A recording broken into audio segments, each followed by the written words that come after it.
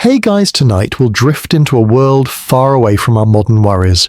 A place of candlelit courtyards, faint lyre music in the background, and whispers in ancient tongues. A world where emperors and poets once walked beneath the moonlight, and where the wine flowed just a bit too freely.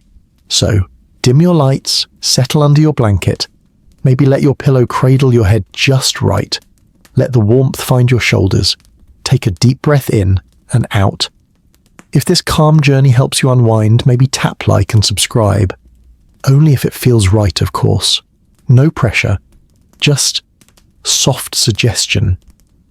Now, imagine sandalwood smoke curling gently in the evening air, a silver platter of olives nearby, and in the distance, laughter, slow and lazy, as another Roman evening begins. Also, if you're comfortable sharing, where are you listening from, and what time is it there? Just a little window into your world, if you'd like to open it.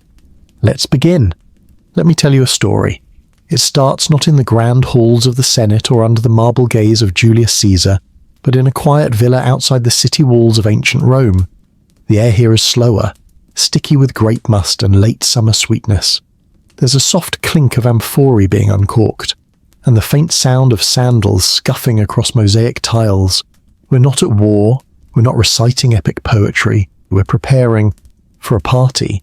Now, when you hear Roman party, your mind might leap straight to wild images. Toga-wrapped chaos, feathers, orgies, maybe a goat doing something suspicious in the background.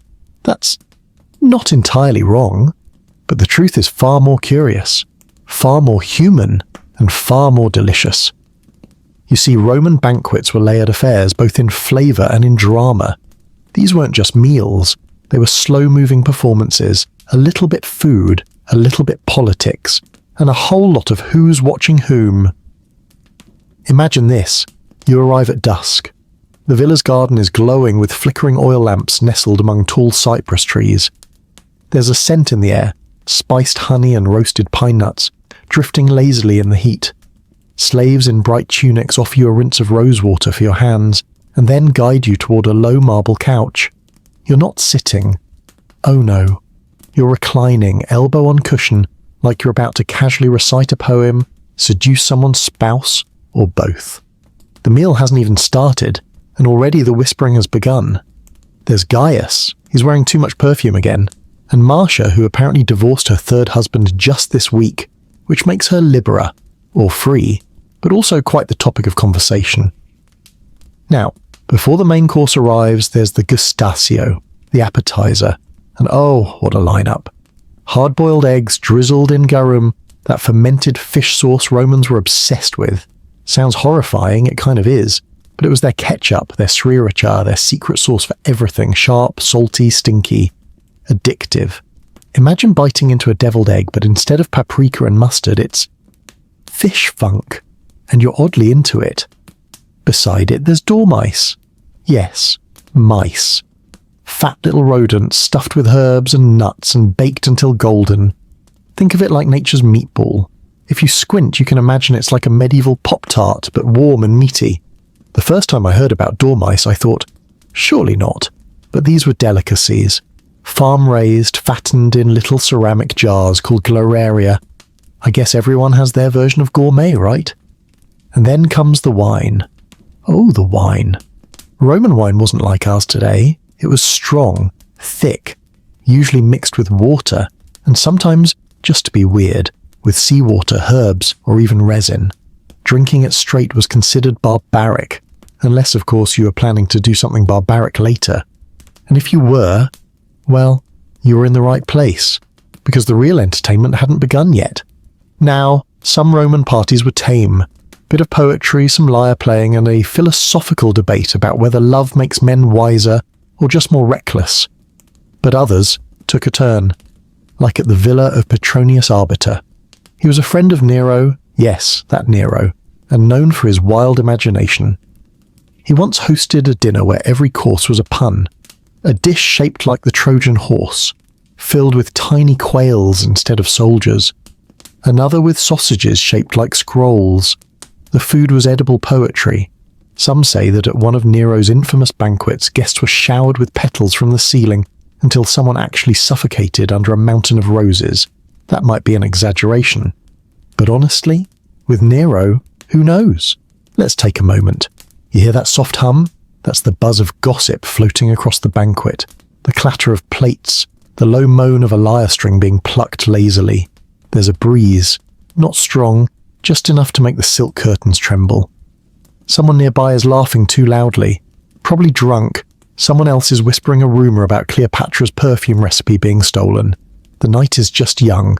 And here's where it gets personal, because Romans didn't have the same sense of public versus private that we do.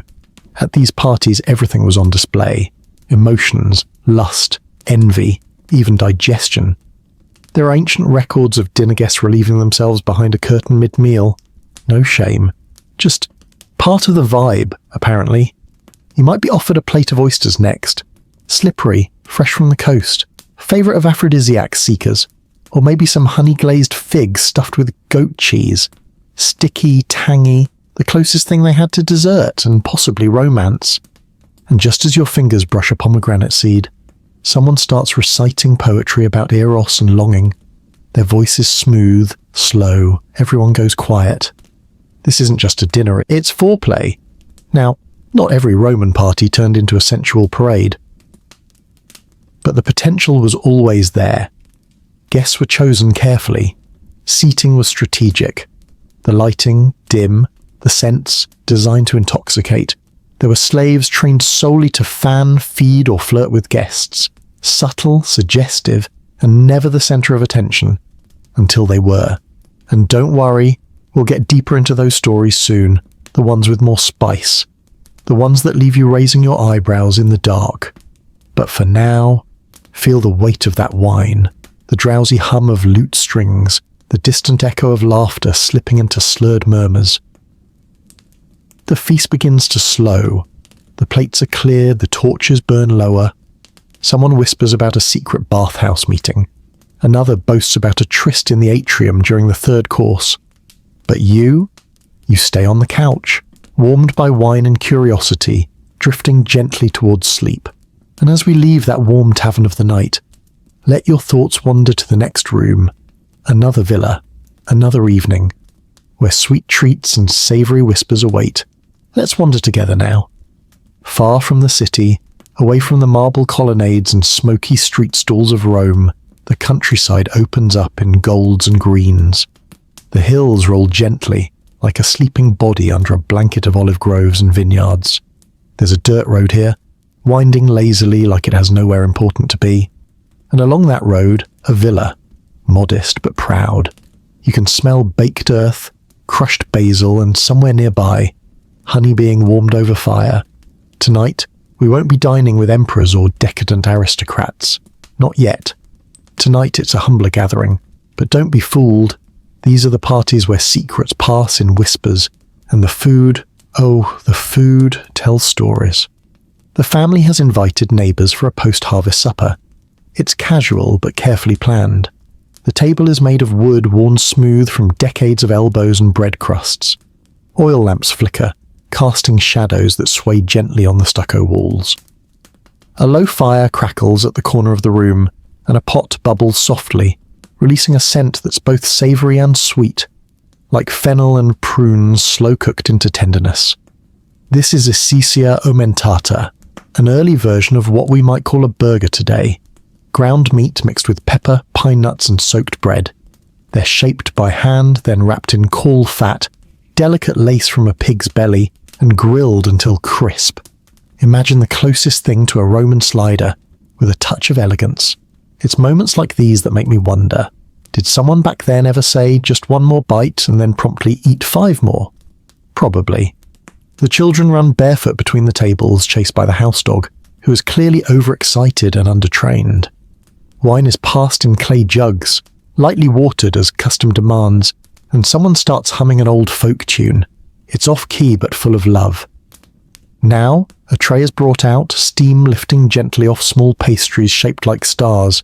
They're called libum, early Roman cheesecakes. Fresh cheese mixed with flour and egg, baked on a leaf and drizzled in honey. The smell alone could make a philosopher abandon his vows. You break one open, and the inside is soft, almost cloud-like. One bite and you understand why the gods supposedly demanded offerings of these during festivals. If I were Jupiter, I'd accept only libum and send lightning bolts for anything less. And here's a fun little detail. These pastries were so tied to ritual, some Romans believed that improper baking could anger household spirits. Imagine burning your dessert and waking up to a cursed chicken in your atrium. Ancient problems. But let's drift back to the table. A neighbour is telling a story about a festival in the city, where acrobats balance flaming jugs of wine while dancing. Another swears he saw a senator ride a donkey backward through the forum during Saturnalia. Whether true or wine-fueled fiction, no one cares. The laughter is real. Outside, the stars appear one by one, bright and uncaring. Somewhere, a nightingale begins to sing. It's off-season for them, technically, but I like to imagine this one's rebellious, little Roman punk bird. And now, the host rises. He's older, with a voice like gravel soaked in honey. He clears his throat and begins reciting lines from Virgil. Everyone falls silent, not out of awe, but out of custom. The poetry is familiar, like a lullaby. Even the dog lies down, tail thumping quietly on the dirt floor. As he speaks, platters are passed. Dates stuffed with almonds, wrapped in bacon and grilled until sticky sweet. Another surprise? It's Roman. They called it dactylis, and it was as much a sensual bite as it was a status symbol. Can you imagine a bacon-wrapped almond date from 2,000 years ago? The past was deliciously weird. The fire is low now, bellies are full, wine is nearly gone. And as your eyes begin to drift, you hear the rustle of leaves just outside. Maybe a fox. Maybe something older. Something ancient watching from the tree line. Romans believed in household gods, lairs and penates, but also in spirits of the land. Everything had energy. Every shadow, a whisper. Every breeze, a breath. Someone begins a soft tune on a tibia, a flute of sorts. Its sound thin but haunting, like wind through reeds, like memory itself. And so we sit together, under olive-wood beams, in the company of strangers who feel strangely familiar.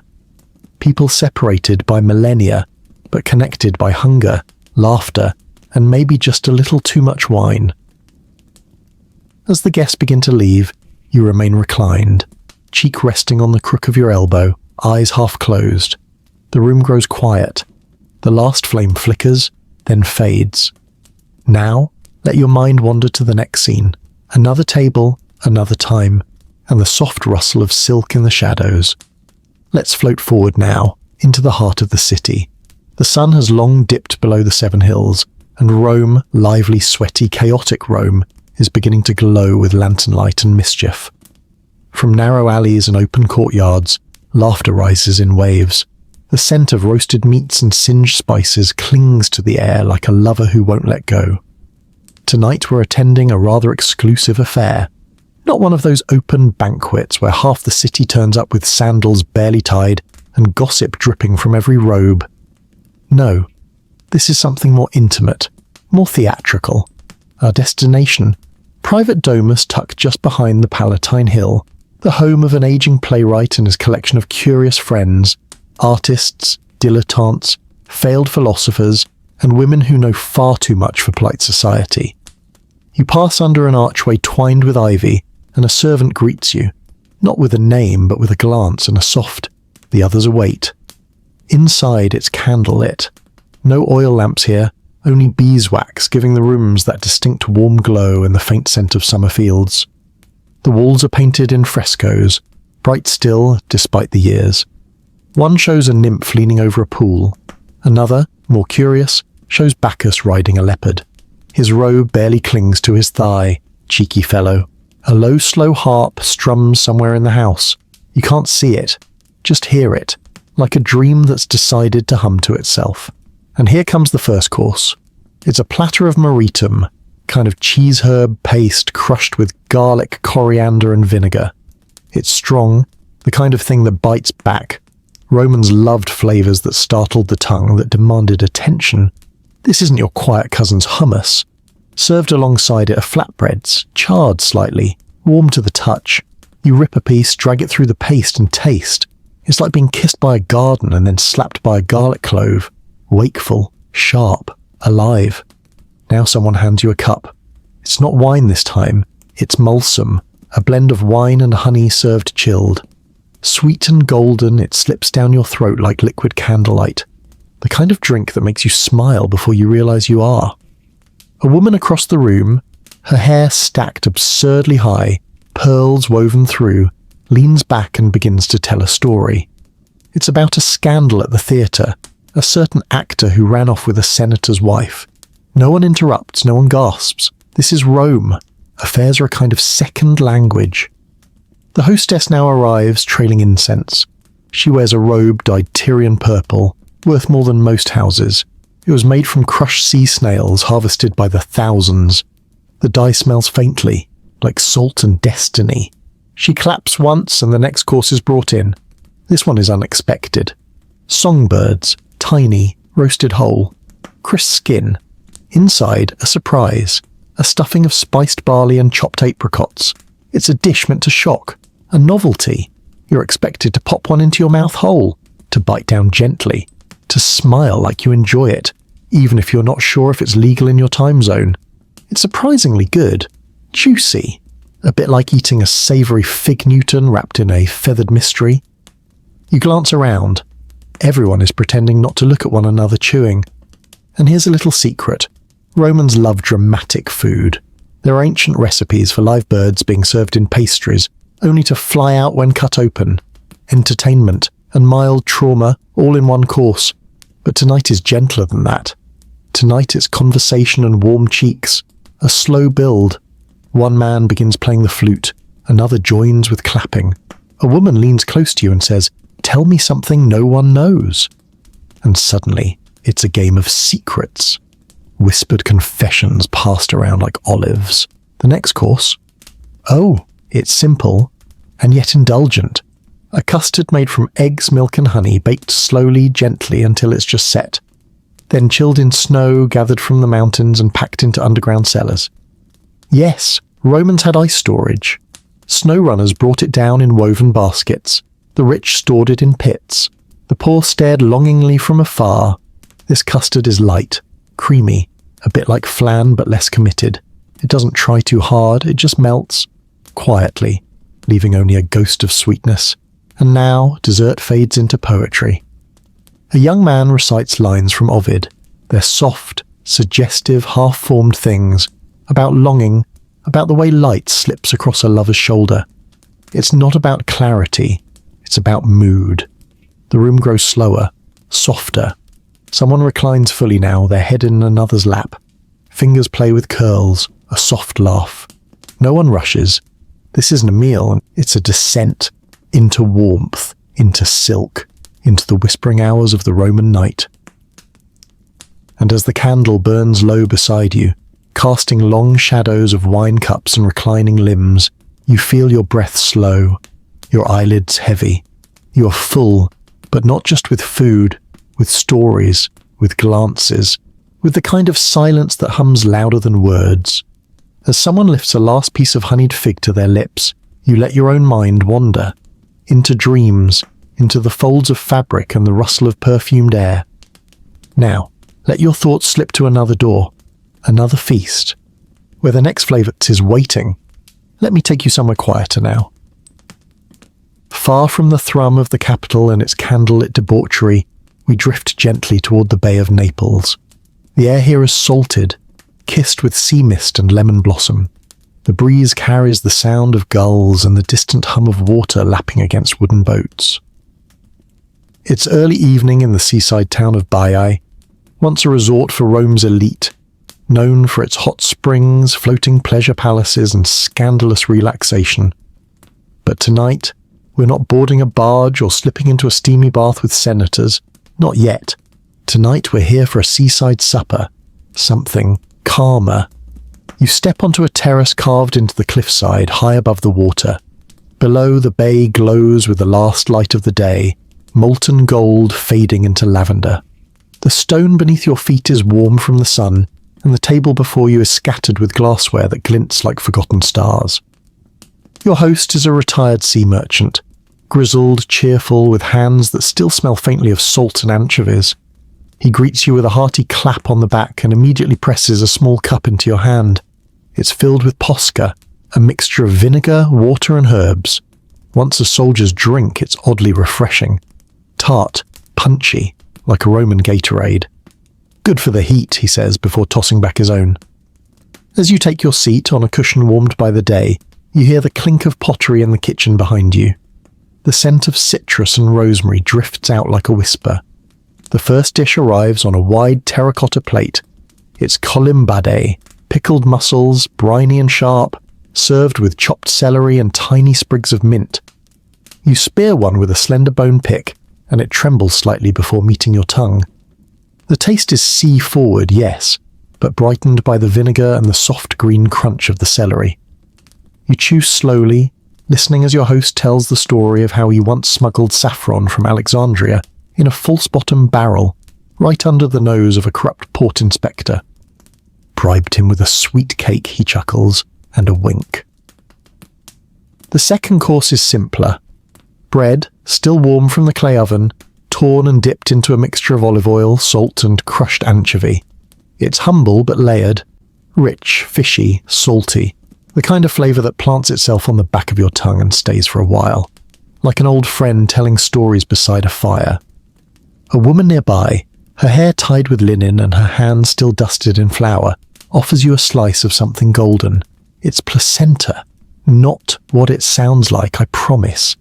This Roman cake is made of layered cheese, flour and honey, baked, then brushed again with honey until its edges glisten. It's chewy, sweet, gently tart from the sheep's cheese. Ancient comfort food, she says. Even Cato the Elder wrote it down, and he didn't like anything. You laugh softly, and she smiles.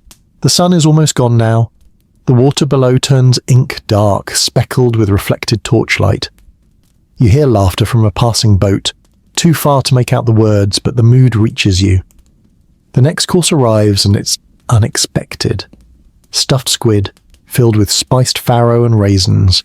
The body is tender, not rubbery, and the stuffing is savoury sweet, like eating the ocean wrapped around a Roman trail mix. One bite and you're hooked. You pause between bites, letting the sea breeze dry the sweat on your brow. The wind tugs lightly at your tunic. You lean back, belly warming, eyes soft.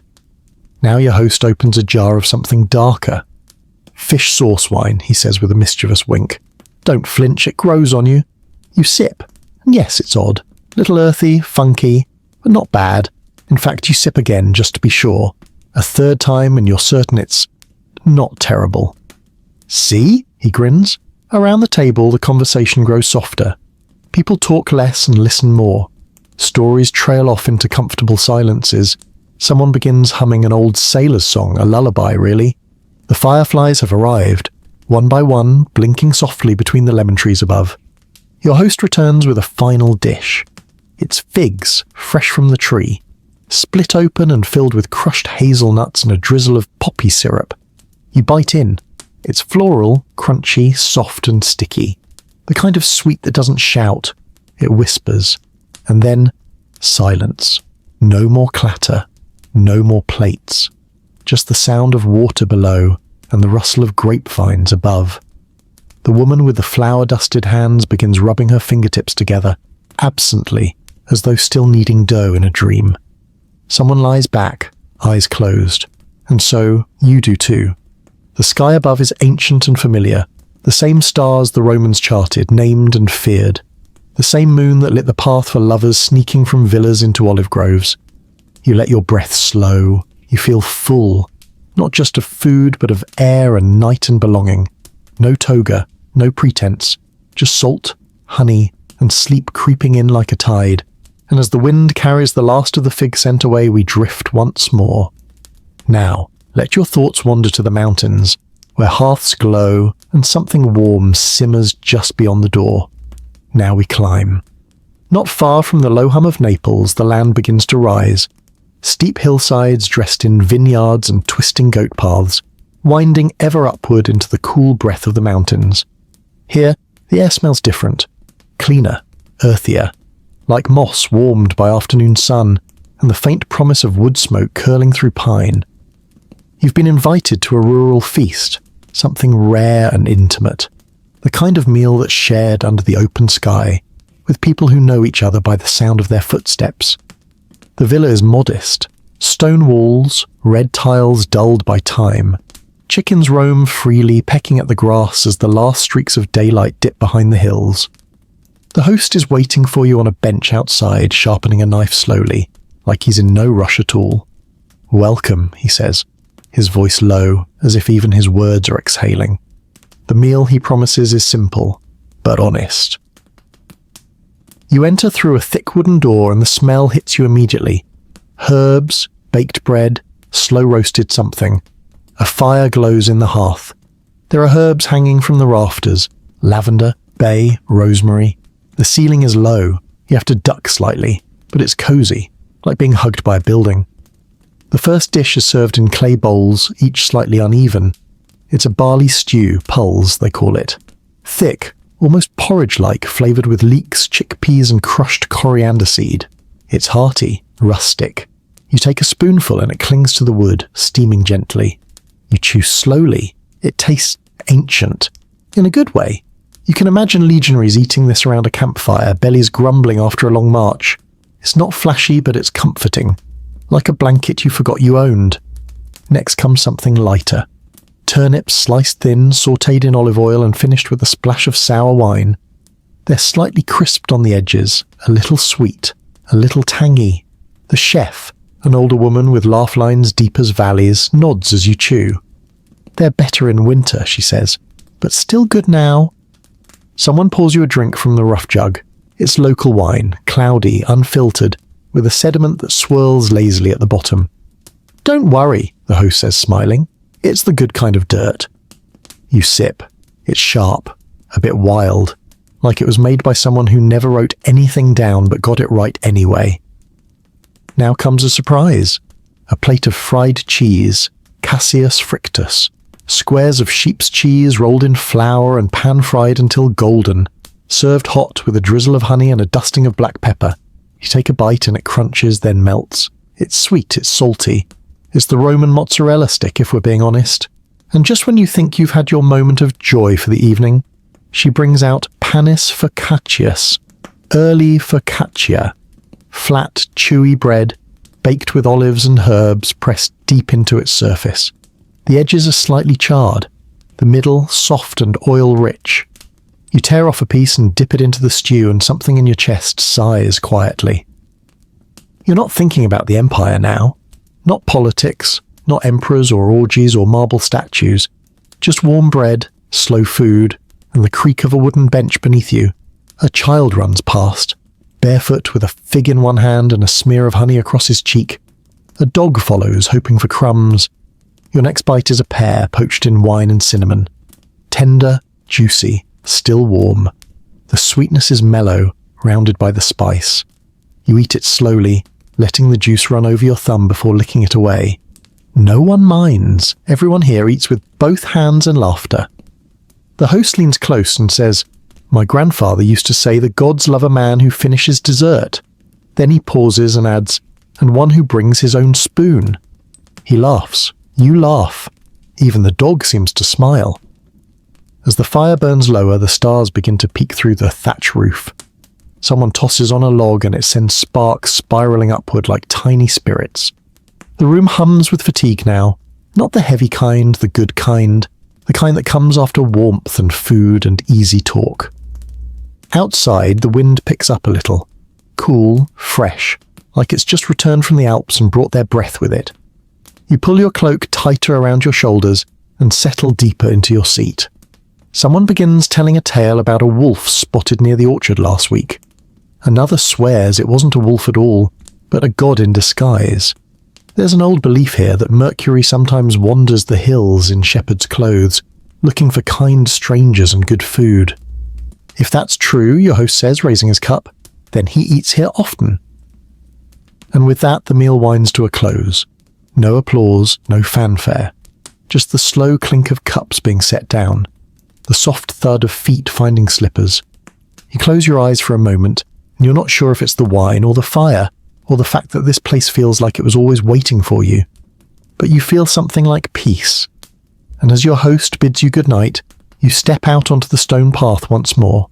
The stars above are brighter now, like they've noticed your quiet satisfaction and decided to show off. A breeze rustles the olive trees. The night smells like thyme and ash and a little bit of old cheese. Now, let your thoughts drift downward, back toward the city perhaps, where new rumours rise with the morning and something scandalous simmers behind locked doors. We return to Rome tonight.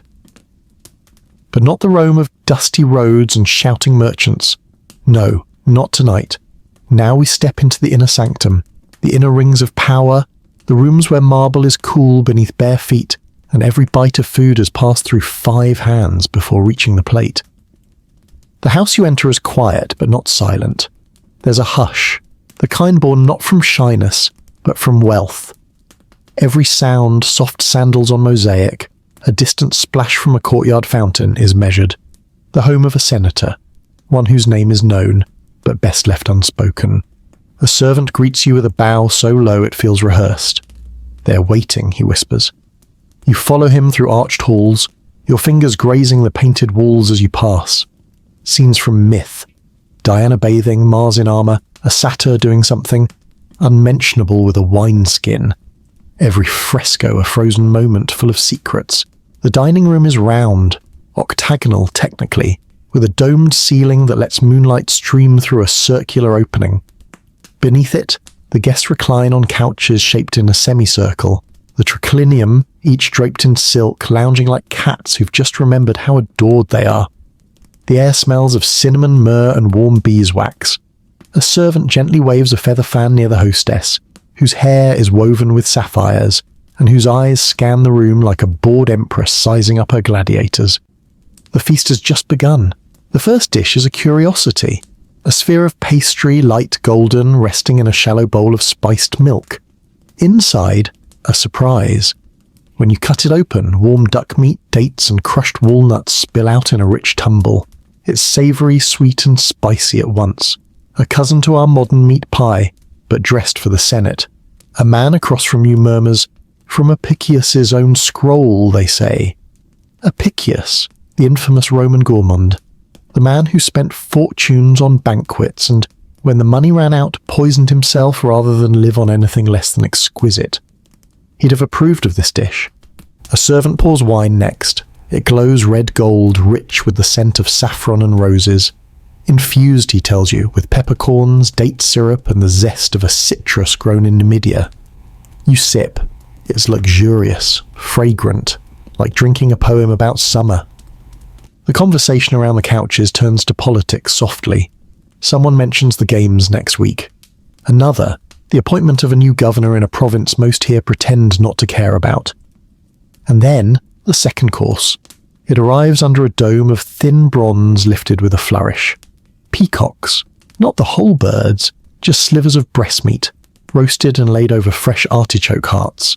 The dish is decadent, more visual than practical. One guest pokes at it and mutters, "Looks prettier than it tastes," before finishing the entire portion anyway. Did the Romans really eat peacocks? Yes, and flamingos and cranes, and once, allegedly, a dish made of nightingale tongues. Not because they needed to, but because they could. Luxury in Rome was not a secret. It was a language, and right now, you're fluent. Between courses, dancers arrive. 3 women, veiled, moving to the soft pulse of a kithara, and hand drums. Their rhythm is slow, mesmerizing. One dances while balancing a platter of fruit on her head. Another juggles pomegranates with feet bare and silent on marble. A platter is placed before you. It's small, modest, but striking. A mound of lentils, black and glossy like tiny pearls. Atop them, golden quail eggs sliced in half and finished with a dusting of assafoetida, an herb that smells like the earth after rain. If the rain were also garlic. The lentils melt on the tongue. The eggs are soft, creamy. The dish is simple in look, but every element whispers of precision. The cook here is not feeding you. They're composing you. You lean back. Your elbow rests against silk. The man next to you, bearded, tipsy, possibly a poet, leans over and says, I once fed my mistress a fig soaked in wine. She married me the next day. You raise your cup. A dangerous fruit, you reply. And then the final dish comes, a tower of dulcia domestica, sweet stuffed dates. They're filled with almonds wrapped in thin bacon and fried until the outside caramelizes. The combination is outrageous. Sticky, smoky, sweet. It clings to your teeth in the best way. You take one, then another, then one more. For the gods, you tell yourself. The room begins to shift. Not physically, but in energy. The guests relax. The jokes become sharper. The hand gestures more lingering. A man pours wine directly into a woman's palm and she drinks it with a smile. The hostess laughs at something whispered behind a fan. And now you realize the meal was just the start. The house begins to feel larger somehow, its shadows deeper. A door opens to reveal another chamber, pillows, incense, warm baths steaming softly. But you don't need to follow. Not yet. Not tonight. Tonight your feast ends with a sigh, a belly full of quail eggs and mystery, a tongue tingling with spice and wine. You close your eyes just for a moment and feel the hum of conversation slipping further away. And as someone laughs in the distance, softly, richly, like velvet on glass, you feel yourself begin to drift. Now, let your thoughts wander to a festival day. One where chaos reigns and cakes fly like coins from the sky. This time the city isn't quiet. Tonight is Saturnalia, Rome's most unruly, joyful, sleep-defying celebration. Imagine a week, sometimes longer, where all the rules are turned upside down. Slaves dine like masters. Masters pour wine like servants. Everyone wears colourful caps called pileus, symbols of freedom, and the air hums with the kind of chaos that makes your cheeks ache from laughing. Let's set the scene. The sun has just dipped behind the forum. Its last light glints off polished togas now swapped for casual tunics, bright scarves and garlands of ivy. Children chase each other through alleyways clutching sweet buns, their mouths sticky with honey. Grown men wear wooden masks and shout jokes from rooftops. Musicians, mostly drunk, bang tambourines with joyful disregard for rhythm or restraint. You're pulled gently into a crowd.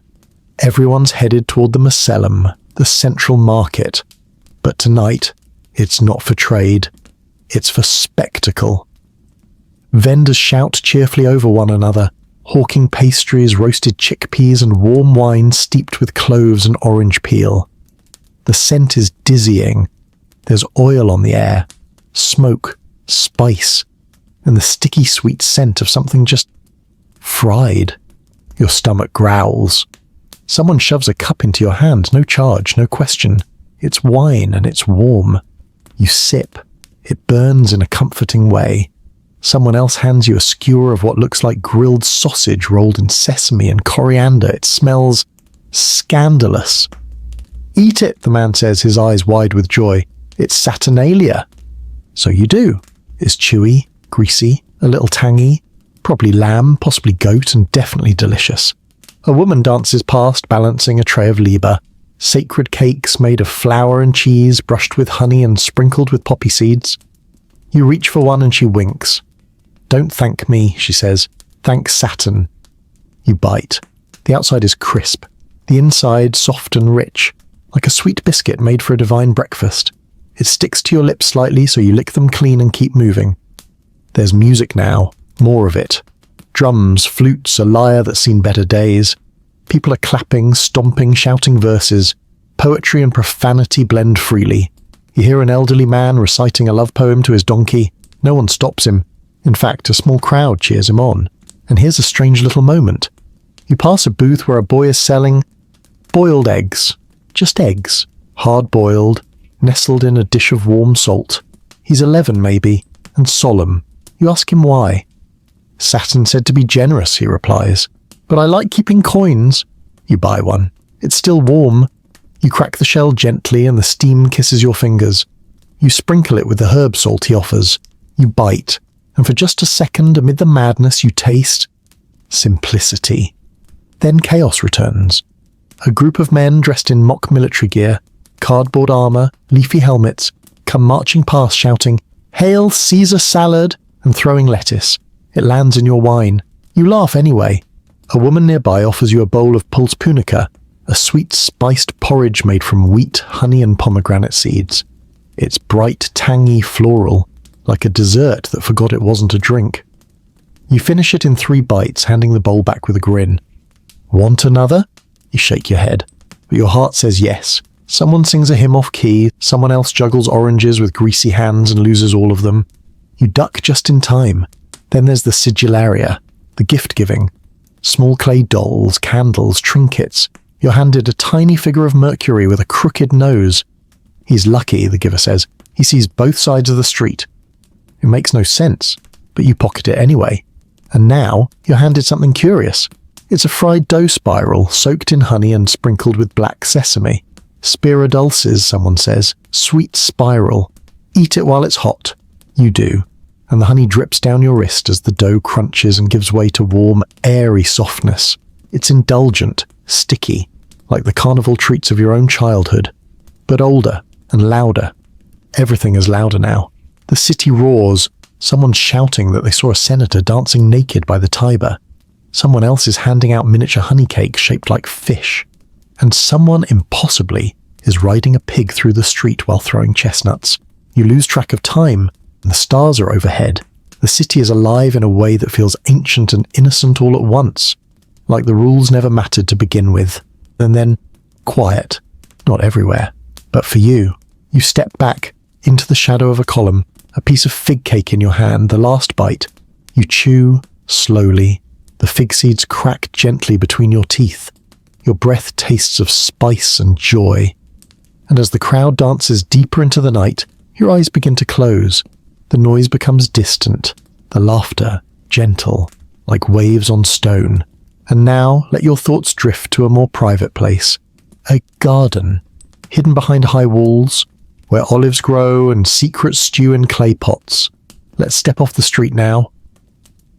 Past the laughing crowds of Saturnalia, past the perfume-slicked air and candlelit laughter, and into something more still. You move through a narrow corridor tucked behind a merchant's home, a place few eyes notice, and at its end, a garden, walled, quiet. The kind of quiet that hums not in emptiness but in presence. A fig tree leans toward a tiled walkway.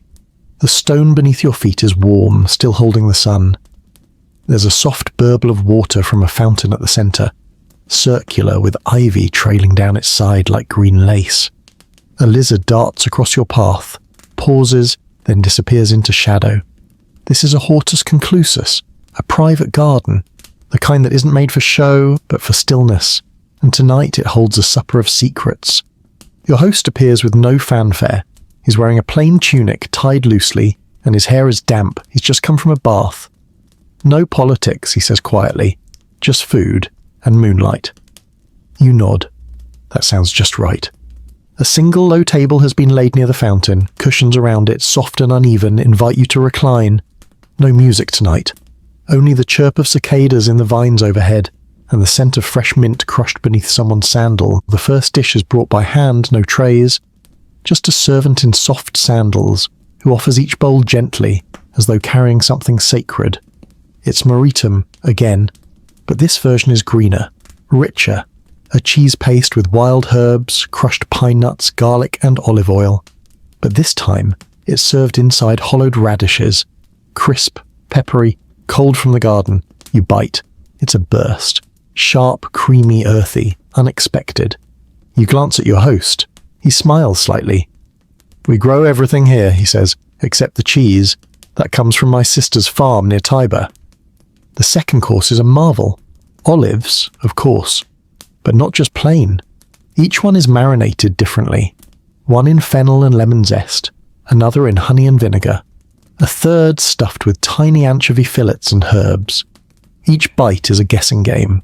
You close your eyes between them, letting flavour take over. It's a strange kind of meditation, one that includes salt and brine and the delicate bitterness only olives can carry without apology. Then a soft dish. Warm lentils cooked in a clay pot, soaked in wine and finished with leeks and coriander. The steam rising from the bowl smells faintly of clove and something woody, maybe myrtle. You scoop some with a heel of barley bread, its crust golden from the coals. The taste is humble, but proud, like something passed down from grandmother to granddaughter, without ever touching ink or scroll. And here comes something sweeter. Quince jelly, golden and trembling, served with sheep's milk cheese that's soft, almost melting. The quince is tart and perfumed. The cheese balances it like a song balances silence. You take a bite and pause. There's a moment, just for you, where the world stops moving. Just one bite and all the centuries collapse. A servant pours you mull some, again that gentle wine-honey mixture. But this one has rose petals steeped in it. Pale pink like a memory, and now something playful. A skewer, tiny quail roasted with thyme and glazed in fig syrup. The meat is delicate, slightly smoky. The skin shatters softly between your teeth. The sweetness doesn't overpower, it lingers, patient. The host leans in now. He doesn't speak. He places a bowl on the table. It's small, plain. Inside, slices of apple pickled in vinegar and honey, dusted with ground mustard seed. You try one. It's sour, sweet, spicy. Your face puckers. He laughs. My mother used to wake us up with those. No one overslept twice. The stars are brighter now. The moonlight stretches shadows across the courtyard. The fountain keeps singing its little water song. The scent of rosemary lifts on the breeze. There's no dessert tonight. Only a final cup of warm spiced milk with a splash of poppy syrup. It's creamy, subtle, the kind of drink you can't find twice. You sip. Slowly, the world softens. Your limbs are heavy now, in the good way. Your stomach warm, your mind unknotted. There's a small dog curled beside one of the columns now, breathing in time with the night. The host says, "When I was young, I thought feast needed noise, trumpets, applause." He looks at you, eyes gentle. Now I know. Food only needs silence, and someone who notices. You close your eyes, and as the garden disappears behind your lids, you hear nothing but water, wind, breath. Now, let your thoughts drift to an island off the coast, where emperors once hid and desire shaped the menu. Close your eyes just for a moment. Now imagine the gentle rock of a boat beneath you. The oar strokes are smooth, quiet and rhythmic, as though the rower's arms have done this 1,000 times. The scent of the sea wraps around you, salt, sun-warmed wood, and something deeper, ancient, a memory that the water carries and never forgets. We're headed to Capri, not the Capri of modern postcards, but the Capri of Emperor Tiberius, his sanctuary, his retreat, his rumoured escape. The stories of what happened here are often whispered, but tonight, we're just visiting the villa kitchens, the parts of the story that rarely make it into the scrolls. You arrive at Villa Jovis by moonlight. It clings to the cliffside like a dream overlooking the inky Tyrrhenian Sea. Stone staircases snake upward between thick hedges and marble statues, many of which are missing noses, arms, or dignity. Still, they glow ghostly in the night. The air is cooler here, kissed by altitude. A soft breeze dances through columns as your footsteps echo gently in the silence. There are no crowds, no torchlit processions, only the soft hum of sea air and the distant rustle of fig leaves. The kitchen is tucked behind a stone wall and hidden from the formal villa, but it's active, always active, because even here, far from the Senate, Tiberius required a feast. You're greeted not by a senator nor a steward, but by a cook. She's older, wrapped in linen, her face weathered like driftwood, and her hands move constantly, stirring, tasting, slicing, pinching. Her voice is low, her laugh rarer than gold. "Hungry?" she asks without looking at you. You nod. She smiles, barely. Then sit. A stone bench, a wooden tray, the first dish, a bowl of alitai assai, roasted chicken wings marinated in vinegar, fish sauce and honey. They're golden, slightly sticky and served hot. You lift one, feeling its warmth in your fingers, and bite. The flavour is bold, sweet, tangy, salty. Like the Romans tried to reinvent barbecue without ever knowing what it was. It works. It works very well. Next, a flatbread wrapped around soft cheese, herbs, and chopped green olives. It's warm from the fire and smells faintly of anise and flour. You tear into it and the cheese stretches like it's been waiting to find you. While you eat, the cook speaks, not about politics or poetry, but about ingredients. Capri lemons, she says, pointing to a basket. Sweeter, thinner skin, we candy them in honey and bury them in jars. Wait 3 months, then... She hands you a slice. Translucent, golden, dusted in fennel pollen. You bite. It's citrus, but soft, like sunshine trapped in sugar.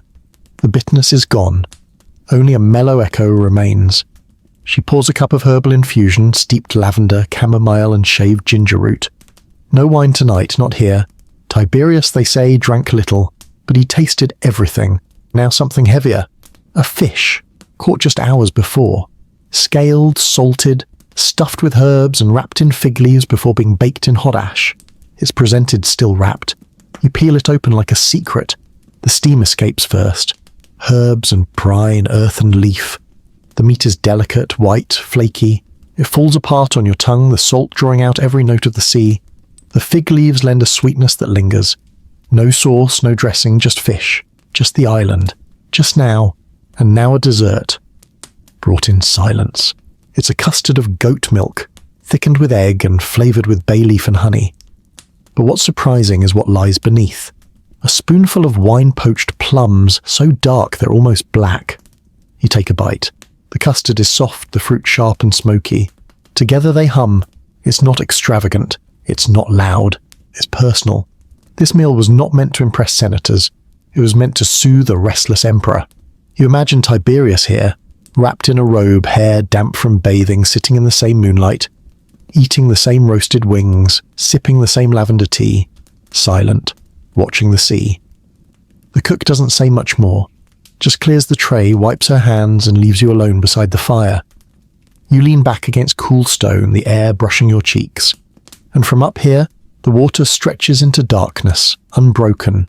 The wind whistles through the olive trees. The sky is clear, so many stars, so many stories, so many ancient lives woven between them. You feel full, but not just in your stomach, in your chest, in your breath, in the quiet hum of this hidden world. And as your eyelids grow heavier, you hear the sea speak again. Soft, steady, always watching. Now let your mind slip gently inland again, to a town buried in ash, and yet still whispering beneath the dust. The air is still, but there's a tension to it, like the moment before a storm, or the pause before a secret is spoken aloud. You're standing at the edge of a familiar name, Pompeii, but not the fiery collapsing Pompeii that stories love to dramatize. Not the ash-choked panic, the statues frozen in terror. No, we're slipping backward, before that, to a warm afternoon, quiet, peaceful, normal day really. Children shouting in the streets, bakers dusting flour from their aprons, and a soft curl of smoke rising from every chimney, each one telling a different recipe. Tonight we're not feasting in a villa or banqueting beside philosophers. Tonight we're exploring the tastes of an ordinary Roman kitchen. You step into the Colina, small, cramped, but fragrant with years of life. A hearth smoulders gently in the corner. Terracotta jars line the wall, labelled in careful fading ink. Mel, honey, oleum, oil, vinum, wine, garum. You know that one by now. Your host is a widow. Her hands are fast and her smile quiet. She doesn't make speeches, she makes soup. She nods to a seat, a bench worn smooth with time. The first dish she offers isn't dramatic, just lentils. But oh, what lentils! Simmered slowly with leeks, mint and a splash of sour wine. They're brown, soft, glistening. The smell alone makes your shoulders relax. It's humble, it's hearty. It's the kind of food you eat in silence because it reminds your bones what safety feels like.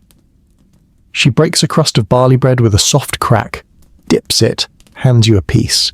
You chew. It's chewy, yes, but not heavy. Satisfying. A touch of salt and warmth that spreads from tongue to chest like a blanket being pulled just a little higher. Next, she ladles a stew from a wide blackened pot. Patina de Pyrrhus, pear stew with fish sauce, herbs, and just a hint of ground cumin. It sounds strange maybe, but the moment it hits your tongue, it makes sense. It's sweet, but not sugary. It's savoury, but not sharp. It's like someone tried to bottle comfort, and it turned out tasting like stewed pears and long afternoons. A young boy enters with a tray of roasted chickpeas, crispy, warm, tossed with crushed herbs and a bit of olive oil. You eat them by the handful. They crackle slightly between your teeth. Outside, a dog barks once. A door creaks open. Somewhere a flute begins to play. Not a performance, just practice. Just someone reminding their breath what music feels like. And now, something unexpected. The widow places a small, strange-looking pie on the table. You glance up. She nods just once. Snail pie. Ah! The Romans, it turns out, loved snails. They raised them in special gardens, fed them flour and milk until they grew fat and creamy inside, then baked them into savoury tarts with herbs, onions, and the faintest touch of cheese. You try a bite. It's surprisingly delicate, earthy, rich, and buttery. You take another, then a third. You stop counting after that. There's no wine tonight, just water. Cool. Poured from a jug that has seen more seasons than some emperors, but it tastes clean, alive. It clears the tongue in the way only mountain-fed water can. Dessert, if you can call it that, is simple. Apples, stewed with a little honey and a touch of pepper, served cold in a small bronze bowl. You eat slowly. The honey coats your lips. The pepper lingers. The boy returns with a candied hazelnut. Just one. You pop it in your mouth and it shatters softly between your teeth. Sweet, then warm, then gone. The meal is over. But nothing feels finished. You sit full, not in a feast day way, but in a quiet, lived-in way, as though your body has remembered how to settle. The widow says nothing else. She clears the dishes gently, hands steady from decades of repetition. You rise, nod, and step outside. The sun is low now, casting a golden hue on the stone streets. The walls glow, the olive trees wave gently as the breeze picks up. And the volcano, silent, unbothered, unknowing. You don't look toward it. Not tonight. Tonight is for the living, for warm lentils and apple slices, for the scent of stew clinging to your tunic, for the sound of your own breath in a world that hasn't yet cracked. And as you walk down that narrow alley, one foot after the other, you hear a lullaby drifting from an open window. A child being rocked to sleep, a pot clinking against the wall, a voice humming something old. Now, let your mind wander once more. To an early morning market where spice mingles with mischief, and hunger always wins. The first light of morning barely touches the rooftops. Rome is still rubbing its eyes. The taverns are quiet now, their fires cooling to ash. The streets are mostly empty, save for a cart or two creaking down uneven stone. But in one corner of the city, the Forum Holitorium, the day has already begun. The market is waking, and you're drifting through it like a breeze, your feet light, your senses opening slowly with the sunrise. You smell it first. Warm bread, crushed herbs, figs sliced open for display, the sharp tang of vinegar brining olives in great terracotta vats. And beneath it all, the earthy musk of a city alive with purpose. This isn't a feast. Not yet. This is how Romans began their days, with stalls, with choices, with wandering. You pass a baker's stall. He's pulling small, round loaves from a clay oven, panis quadratus, marked with the familiar cross-shaped cut on top. They steam gently in the cool morning air. He sees you eyeing one and tears it open. The inside is soft, warm, faintly sour from the natural fermentation. He doesn't speak, just hands it over. You tear a piece and bite. It's simple, but perfect. Crusty outside, soft within, a bread that doesn't need butter or jam, just your teeth and maybe a bit of gratitude. Next, you pass a woman selling cheese, small, round cassius wrapped in fig leaves. Some are soft, oozing slightly in the morning warmth. Others, hard and aged with rinds cracked like old leather. She offers you a taste, a sliver cut with a bone-handled knife. It's sharp, salty, bright. You nod. She smiles. You buy two. Further down, the fishmonger is arranging his catch on shaved ice carted in from the mountains. Mullet, sardines. A single beautiful eel curled like a silver ribbon in a clay bowl. The air near his stall is sharp with brine, seaweed and gossip. "I heard a senator choked on a mussel last night," he mutters. "Said the gods were punishing his greed." You raise an eyebrow. He shrugs. "I just sell the fish." You keep walking. A young boy hands you a small skewer, dates wrapped in cured meat, grilled over a tiny brazier beside his mother's fruit stall. "First taste is free," he says proudly, like a merchant who knows his future is golden. The bite is smoky, sweet, and soft. The meat nearly melts. The date collapses into sugar on your tongue. You nod and press a coin into his hand. He doesn't even look at it, just runs back to stoke the coals again. The fruit today is blinding in its beauty. Figs bursting at the seams, pomegranates open to reveal their ruby insides, a bowl of green apples so cold they drip with condensation. You take one, rub it against your tunic, and sink your teeth in. The crunch echoes in your skull. The taste is tart with just enough sweetness to make you close your eyes for a second longer than needed. From nearby, a woman's voice rises, singing softly as she grinds spices in a large stone mortar. Her stall smells of everything at once: pepper, cinnamon, cumin, dried rose petals, toasted sesame. She sees you. She nods. She hands you a pinch of something golden. Sniff. You do. And the scent fills your entire head. It's unfamiliar, exotic. Maybe saffron, maybe something rarer. "It's from Parthia," she whispers, "for wealthy kitchens, but I give it to dreamers." You thank her and tuck it into your satchel. You pass the egg vendor, a stack of woven baskets. Inside, quail, duck and chicken eggs, some marbled with ash, some speckled and tiny. He offers you a hard-boiled quail egg, sliced and sprinkled with sea salt and crushed mint. It's gone in a single bite. It leaves behind silence. And finally, a man with a cart full of libum, those soft cheese honey cakes you've come to crave. Freshly baked, still hot. Their scent is impossible to resist. You buy one, warm in your hands, and walk with it through the rising market. The sun is higher now, Rome is louder. People are beginning to shout, to haggle, to live. But you've already eaten, you've tasted a quiet Rome, a gentler Rome. A Rome that feeds you not with silver platters or scandal, but with the hands of farmers and the fingers of children, with fig leaves and song, with warmth wrapped in simplicity. You find a bench beneath a flowering vine. You sit. You take the last bite of your cake, honeyed, pillowy, made with care, and you breathe, because morning in ancient Rome isn't about rush, it's about rhythm, and yours tonight is slow. Now let your thoughts wander to a city not far away. A Greek city now under Roman rule, where new flavours stir and old gods still sit at the table. We've left the mainland behind now. The waters of the Tyrrhenian Sea stretch out beneath us, vast and calm, the colour of old bronze in moonlight. The ship is small, just a merchant galley, but sturdy. Its hull smells of pine and olive oil, its ropes seasoned with sea salt and years of whispered curses. You ride the waves gently, eyes half-lidded, lulled by the sway and the distant cry of seabirds. The scent of figs stored in baskets lingers in the air, mingling with something floral. Thyme, oregano, maybe bay leaf drifting from the cook's little corner.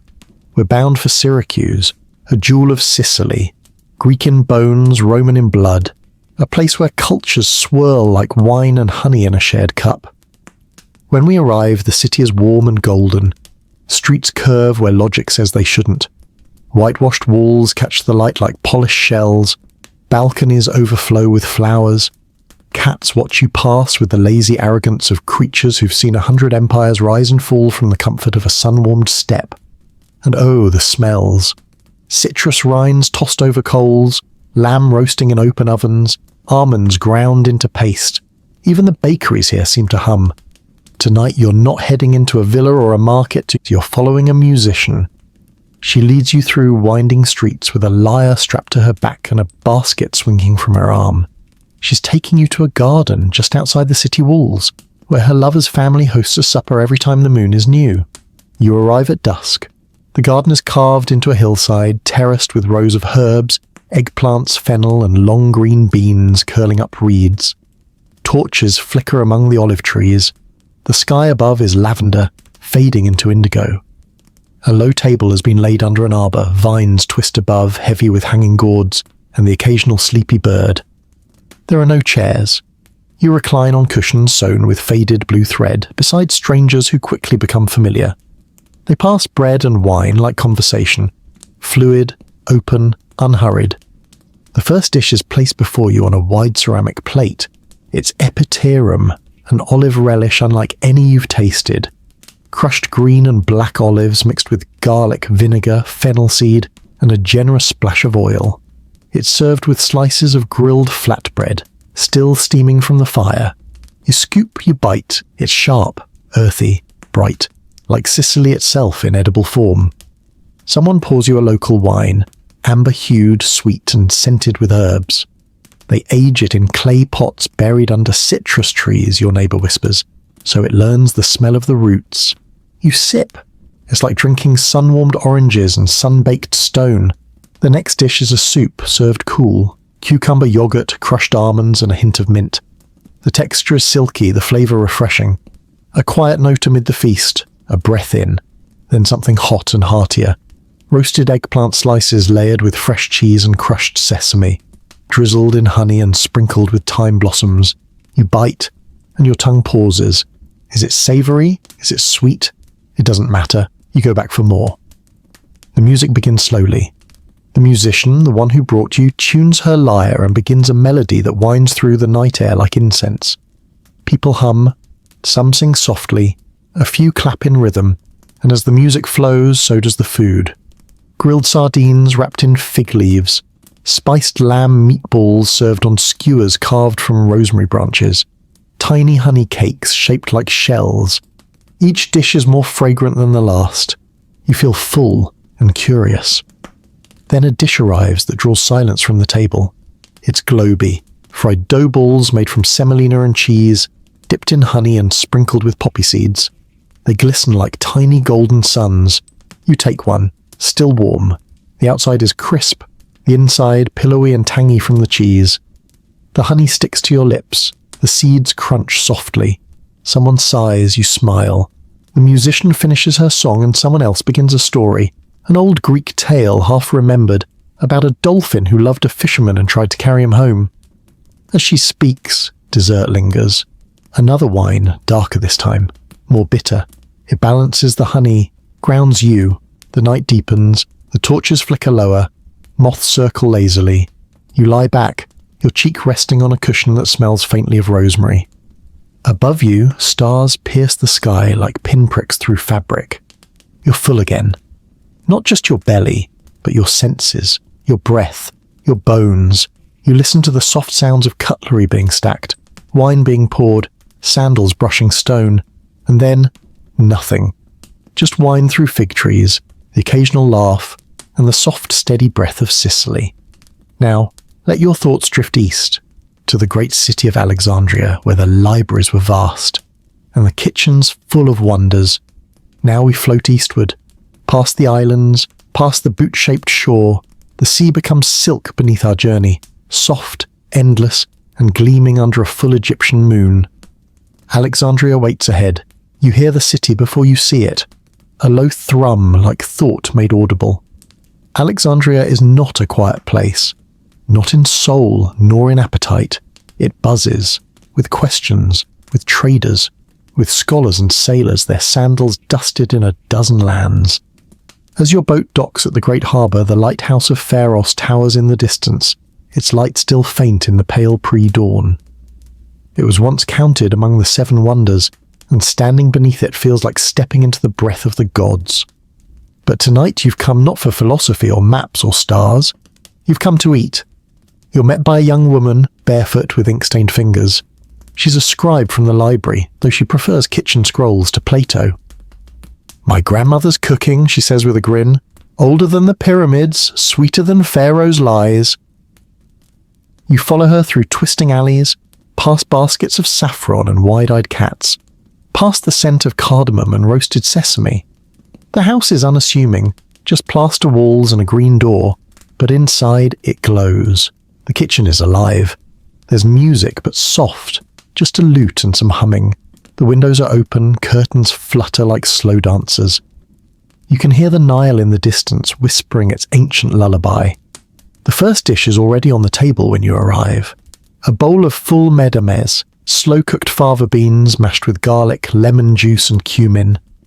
There's a pool of golden olive oil swirling on top, and a scatter of chopped parsley like confetti from the gods.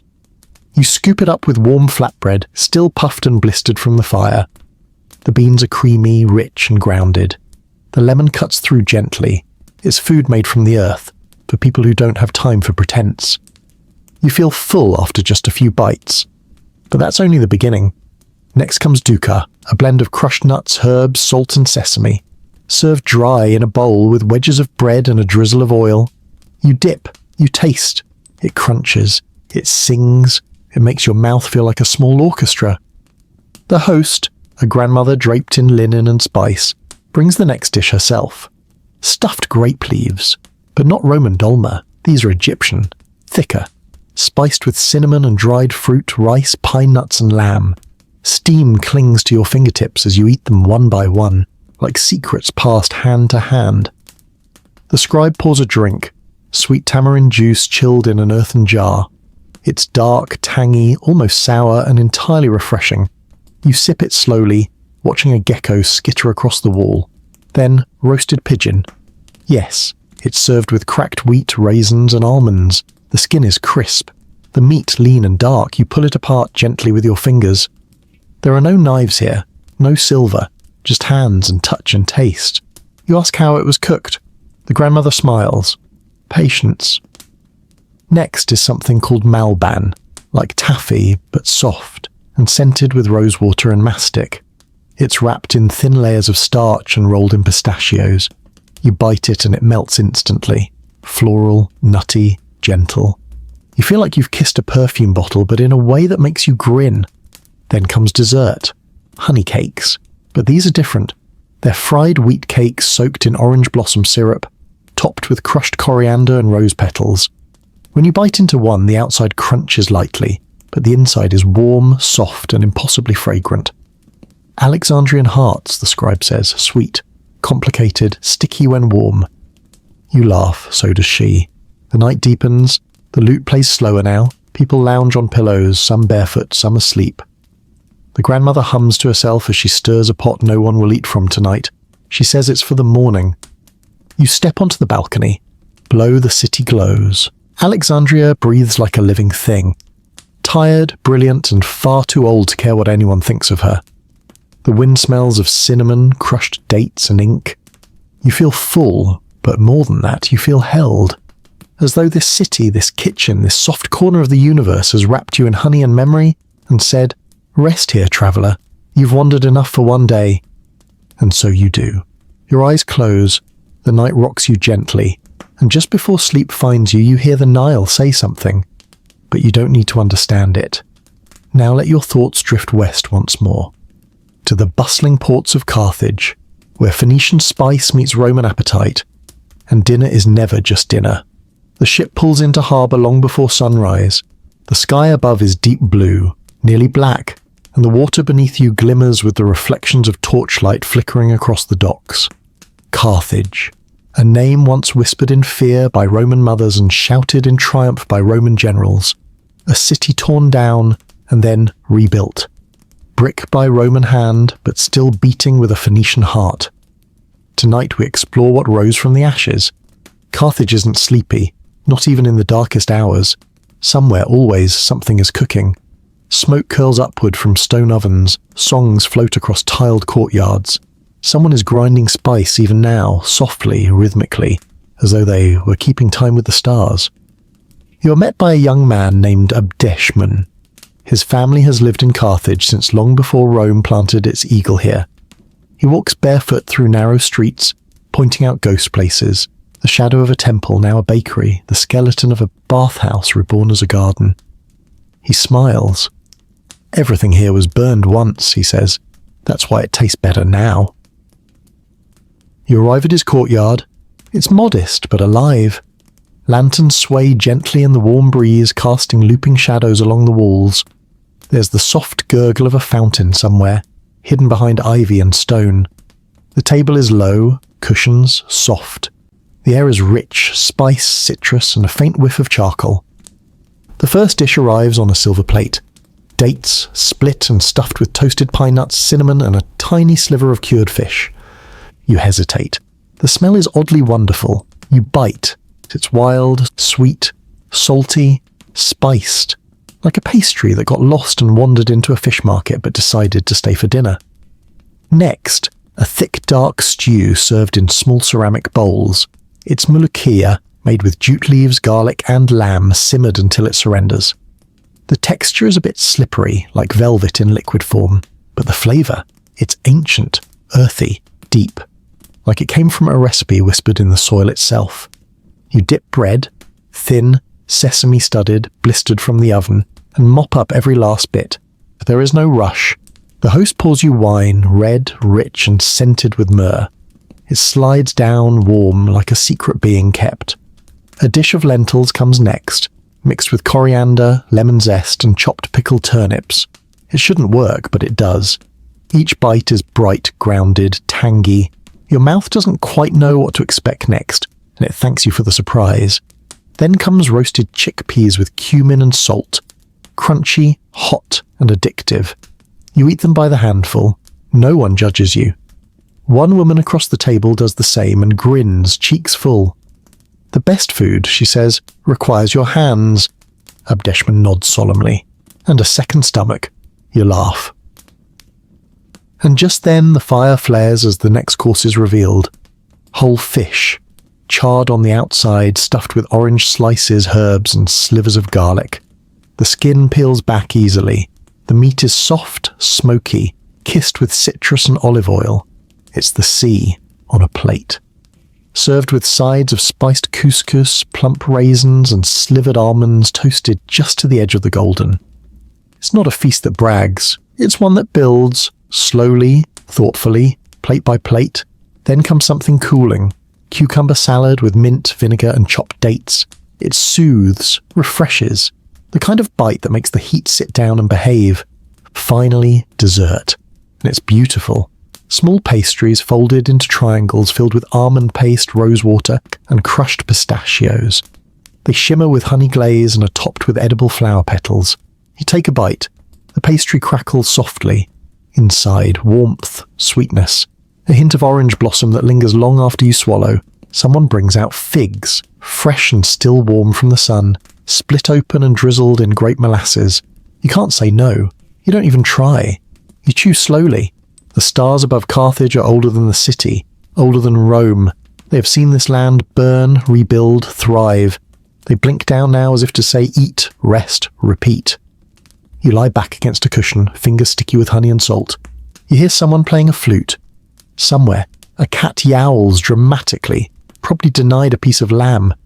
And in the quiet that follows, you feel it. This isn't a conquered city. This is a city that feeds. And now that you've tasted it, it will live in your dreams. The wind picks up, carrying the smell of cinnamon and smoke out to sea. Now, let your thoughts sail with it, to the cool hills of Gaul where meals are heavier, and the stories even more so. We travel north, far from the olive groves and spice markets, away from the sweet breeze of the Mediterranean and into a land of tall pines, wide rivers, and cool, damp mornings that cling to your cloak like dew on wool. Gaul.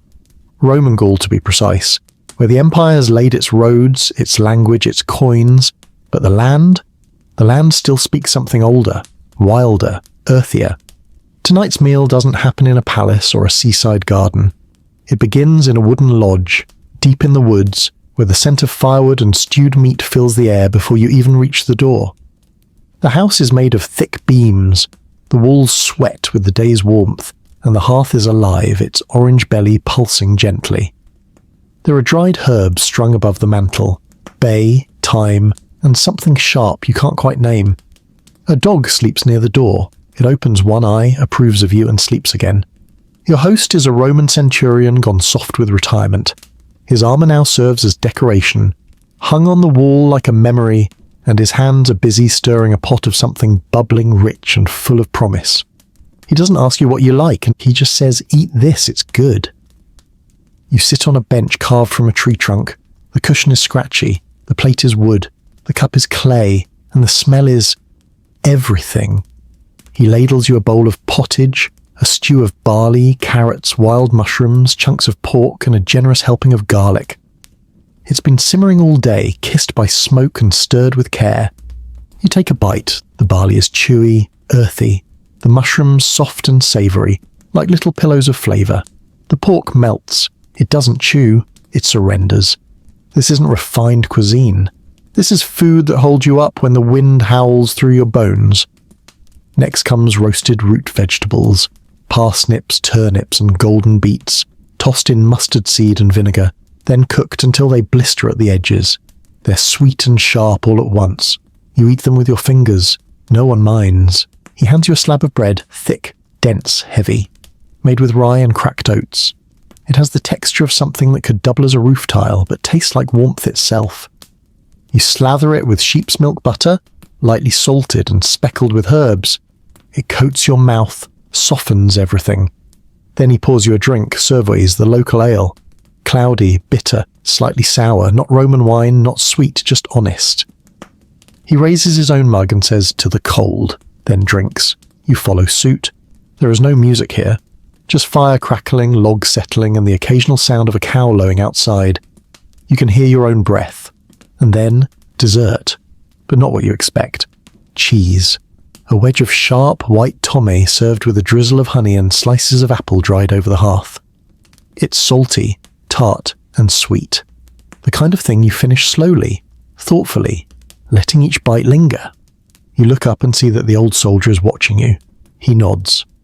"You ate like a Gaul," he says. "That's good." You smile. 'Cause you did. This meal didn't dazzle. It didn't flirt. It fed you. And now, as the fire burns lower and the chill seeps gently into the corners of the room, you pull your cloak tighter, lean back and let your belly rest. Outside, an owl calls once. The trees whisper. Somewhere in the dark, a fox yips. And in here, stillness, sleepiness, satisfaction. You close your eyes, not because you're tired, but because nothing else is needed. This moment is whole, and as your breath slows and the warmth of root stew curls around your ribs, your mind drifts once again. This time to the banks of the Tiber, where sweet things bake in alley ovens and the scent of honey leads you home. Come back with me now, back to Rome, not the Senate halls or marble villas, but the Rome of narrow alleys, soot-darkened bricks, and the soft hum of early morning bread ovens. This is the Vicus Pistorum, the baker's street. It winds like a loaf that rose too fast, twisting and folding around workshops and stalls, smelling of yeast and fire and something sweet that clings to your nostrils like a childhood memory. It's early evening, the ovens are cooling. Most of the breads are gone, already wrapped in cloth and tucked beneath arms on the walk home. But some still remain, warm under linen, waiting for the final wanderers. You are one. A girl no older than 10 waves you over. Her apron is dusted with flour and she's missing a front tooth, but her grin is commanding. "Try this," she says. She hands you a small square wrapped in fig leaf. You open it to find a still warm pastry, soft, dense, slightly sticky. It's scribletta, a street sweet, a fried dough cake drizzled with honey and dusted with crushed walnuts. You take a bite. Your teeth sink through the crisp outer layer into something almost creamy, warm, just sweet enough. The honey drips, lazy and golden, down your thumb. You lick it clean. She nods in approval, then vanishes into the bakery behind her. The shop's elder baker appears next, her grandmother, probably, carrying a tray of tiny honeyed cheese tarts called servillum. She sets them on a stone counter and fans them slowly. The scent is arresting. Baked cheese, egg, poppy seed, and citrus zest. You reach for one. The crust is delicate, the filling still warm. It's the kind of dessert that makes your shoulders drop half an inch just by existing. As you chew, the sound of a distant lute spills from a second-story window. A baby cries. A man sings badly, then laughs at himself. Somewhere nearby, a cat knocks over a pot. Rome, in all its layers, continues humming. You walk slowly now, drifting through the alleys. You pass a vendor with a basket of candied almonds, roasted with honey and sesame until golden, then rolled in sugar and cooled on marble. He lets you take one. You nod in silent appreciation. It's like biting into a memory you didn't know you had. Further on, a woman with charcoal on her hands offers small clusters of dried fruit. Apricots, dates, and figs, stuffed with ground hazelnuts and dipped in sour grape must. She presses one into your hand without asking. The sour balances the sweet. Your eyes flutter closed. You wonder if perhaps the gods walk these alleys in disguise, testing for gratitude. Then you reach a tavern. Its sign swings softly in the wind. Inside, a low fire glows. Not many patrons, just a few workers still in tunics, hands dusted with stone or ink. You sit at the bar. A bowl is placed in front of you. Pulse punica, a kind of sweet porridge. Ground spelt, boiled with milk, finished with honey, pomegranate seeds, and a sprinkle of cinnamon. You stir it once, twice, and bring the spoon to your lips. It is warm. It is gentle. It is sleep in a bowl. You take another bite and another. You rest the spoon. The barkeep chuckles. You'll dream like a senator, he says. You smile. You already feel it. Outside, the last of the pink light slips behind rooftops. Lanterns sway. The street dogs begin their patrol. The alley glows with that soft golden tone that only cities at peace seem to wear. You step back into the street. You're full, not just of food, but of kindness, of shared sweetness, of warm hands pressing pastries into yours without asking your name. Rome is loud, it's messy, but it feeds its people, rich, poor, wandering, lost. And tonight it's fed you. You make your way to the Tiber, where the river slips like silk through the city's belly. You sit on the stone embankment, watching the reflection of torchlight dance on the water. A fig in your hand, soft, split, glowing. You take a final bite and close your eyes. Now, let your mind drift north again. To the borderlands of Britannia, where the air is thick with rain, the food is strange and hearty, and even the wind tells stories. We're far from Rome now, far from its heat, its perfumes, its chorus of fountains and flirtations. Here, at the ragged northern edge of the empire, the ground is soft, the skies are heavy, and the hearth is the heart of everything, Britannia. The very word once made Romans shiver, not from fear, but from cold. The road here is slow and rutted, flanked by hills so green they seem more dream than landscape. The trees lean in close. The wind whistles through stone walls and wooden roofs like it's looking for someone it lost long ago. And then, tucked between the folds of fog and heather, you find it. A Roman outpost, modest and sturdy. Stone and timber, a guardhouse, a few homes, and a long hall warmed by a fire that never quite dies. You're welcomed not with ceremony, but with soup. Thick, steaming, served in a blackened iron pot set right in the centre of a heavy wooden table.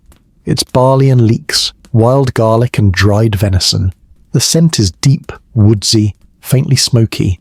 You ladle it into a bowl and cradle it like a small sleeping animal. You take a sip. It doesn't sing, it settles. This is food for tired limbs, for wet boots, for people who have seen more mud than marble. Beside the soup comes oat bread, round, rough, still warm. No yeast here, just flour, salt and fire. You tear it open and dip the first piece straight into your bowl. The fire crackles behind you. The dog by the hearth stretches and sighs. You eat in silence. But it's not an empty silence. It's full of something honest. Next, your host brings a plate of smoked fish, likely trout, maybe eel, laid over greens that taste faintly of mustard and river water. There's a slick of sharp herb oil on top. You taste nettle, maybe sorrel, maybe something older, something the Romans never named. A girl places a small dish beside you. Pickled turnips and wild onions, jarred in clay and buried for weeks. They're bright, sour, crunchy. They cut through the heaviness like candlelight in fog. And now, the stew. Dark, almost black. Mutton, mushrooms, black barley, and a strange root they call skirret. Like a sweet carrot, but with a whisper of bitterness. It clings to your spoon. You blow on it, sip again. There is no spice here, but there is depth. These are flavors that don't distract you from the cold. They teach you how to sit with it, to befriend it, to carry it like a story tucked under your cloak. Someone offers you mead, fermented honey and water. It smells of wildflower and something faintly metallic. You sip. It's warm going down, very warm. The outpost captain nods and says, "Good for the blood," then adds, Good for forgetting it's still raining. You smile. You hadn't even noticed the weather anymore. There's dessert, if you can call it that. Boiled apples mashed with oat flour and honey, then baked over coals until they form a kind of pudding. The top is crisp. The inside soft, tart, sweet. You eat it with a horn spoon and wonder why anyone needs more than this. The soldiers play dice now. A few sing, off-key but together. A mother rocks a baby by the fire, whispering something in a language older than Latin. The dog snores. You lean back against the timber wall, hands on your full belly, and watch the fire. The logs crackle, sparks drift upward, and outside the rain picks up again, soft, rhythmic, steady. But you're warm and full and content. You don't dream of feasts here. You dream of bowls, of bread, of bitter roots turned beautiful in boiling water, and of hands, quiet hands that made it so. Now let your thoughts travel back to the city, but not to the palaces, to the Thermopolium, the Roman street food stall, where hunger meets haste, and even the busiest hands find something to savour. The sun is just beginning to set. Rome glows softly now, like a lantern cradled in the palm of the gods. The chaos of midday is gone, the shouts of merchants, the sharp clatter of carts, even the bells and barks of animals fade into something slower, warmer. And that's when the thermopolia begin to glow. You've seen them before. Roman street food stalls, small shops with marble counters open to the street. Round clay pots sunk deep into the surface, bubbling with stews and sauces, steam rising like tiny clouds.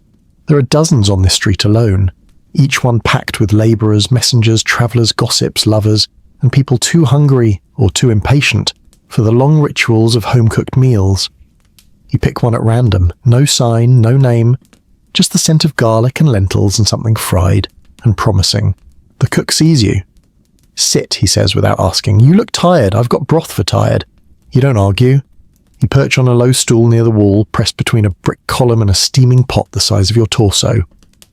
He ladles something into a clay bowl, particular, a porridge, but not plain. This one is thick with lentils, leeks, mustard greens, cracked pepper, and a bit of garum. You swirl your spoon and breathe it in.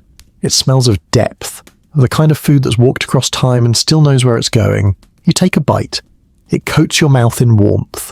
Not flashy, not rich, just right. Next, he slides over a skewer of grilled meat. Pork, you think, cooked over charcoal with cumin, coriander, and vinegar. The fat has crisped just enough at the edges, and the bite sings with smoke. "From the countryside," he says, tapping the skewer. "From a pig that knew happiness." You believe him. You wipe the grease from your chin with the corner of your cloak and reach for the cup of watered wine he's already poured. It's not elegant, it's not complex, but it's cool, and it softens the spice. A woman beside you is served deep-fried chickpea cakes. Crispy on the outside, soft within, shaped by hand, still steaming. She sees you looking. She breaks one in half and hands it to you. You thank her. You bite. It's everything street food should be. Savoury, quick, and slightly confusing in the best way. Then comes the dish of the night. The cook sets down a plate of esisia aumentata, minced meat patties mixed with pine nuts, pepper, wine-soaked bread, and a splash of fish sauce. They're grilled, drizzled in a sharp herb dressing, and topped with, of all things, raisins. You raise an eyebrow. He shrugs. Trust me. You take a bite. He was right. The meat is juicy. The herbs punch through. The sweetness of the raisin doesn't overpower. It sneaks up on you like memory, like something your grandmother made once but never again. Dessert? "Oh yes," he says, already turning to the pot. It's globuli. Little dough balls fried in olive oil, soaked in honey and dusted with sesame. Golden, shiny, warm. He hands you one with tongs. You bite into it, and the honey runs across your lips like gold. You lick it off. You smile. You don't even try to hide it. Behind you, someone is playing a reed flute. Children dart between stools, giggling, tugging at sleeves. A stray cat winds through ankles, waiting for someone to drop a scrap. You hear stories being told in snippets around you. One man swears he saw a ghost in the baths. Another boasts he once dined with a senator. A woman complains loudly about the price of olives. Life. Loud, delicious life. The cook leans on the counter and says, "We serve senators and slaves from the same pot." He grins. No one tastes the difference. You nod, because you know, somewhere in this city a man in purple robes is eating the same lentils you just devoured, the same wine, the same honey-slicked dough. Rome has its riches, its myths, its brutalities, but here, in the Thermopolium, there's equality, there's kindness, there's broth. You rise from your seat, belly warm, fingers sticky with honey. The street is darker now. Lanterns sway gently in the breeze. Somewhere someone is still shouting for more chickpea cakes. The laughter is soft. The night is forgiving. You walk slowly, full, rested, reconnected. And as you pass another stall, the cook calls out, "Tomorrow, try the stewed leeks." You nod. You just might. Now, let your thoughts wander to a quiet country estate, where older hands still bake bread in silence, and stories rise slowly with the dough. The road unwinds beneath your sandals like a ribbon laid across soft hills. We've left the city again, traded the noise of markets and laughter of taverns for birdsong, for the crunch of gravel, for the low hush of wheat fields brushing your cloak. This is the countryside, still within the embrace of Roman law but freer in spirit. You're headed to a villa rustica, a working estate, not the marble opulence of senators, but a lived-in, loved and slightly crumbling farmhouse that feeds itself and others. You're met at the gate by a man with flour on his hands and soil on his knees. He offers no title, no introduction, just a small loaf, warm and round, tucked into a cloth. "Eat while you walk," he says. "The oven just exhaled." So you do. The bread is soft, dense, touched with honey and fennel. There's a hint of smoke on the crust. You tear it apart and chew slowly, letting it dissolve like memory. The fields sway around you, grapes climbing wooden trellises, olive trees twisting like dancers too old to pretend they aren't sore. A mule wanders lazily across a path. A rooster shouts. No one listens. Inside the villa, it smells like rosemary and stone. The cook is older, face like wrinkled linen, eyes like firelight, and hands that never stop moving. She doesn't ask what you want. She says, "You'll eat what's ready." You sit on a low stool in the culina, the kitchen. Its walls are darkened by smoke, its shelves crowded with clay jars, baskets, ropes of garlic and dried herbs hanging like trophies. The first thing she sets down is a dish of moritum, that familiar cheese and herb paste. But this version is green with fresh coriander, wild mint and parsley. It's been pounded in a mortar for so long it's practically a sauce. She gives you a hunk of yesterday's bread. You dip, you taste. It is sharp, alive, like biting into a Roman garden in midsummer. Next comes pulse, but unlike the city's porridge, this one is spelt-based, simmered with chopped chard, bits of onion, and slivers of cured pork. There's a curl of steam rising from the bowl that smells faintly of smoke and something ancient. You eat slowly. Every bite grounds you, like sinking into soil, like being reminded that food can be both comfort and clockwork. She brings out a plate of boiled eggs, halved with a paste of anchovy, pepper and vinegar spooned delicately on top. You raise an eyebrow. She shrugs.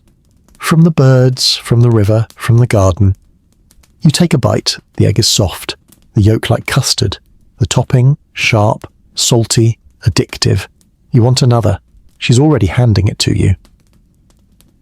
A boy enters with a tray of boiled beans, tossed with olive oil and chopped savoury.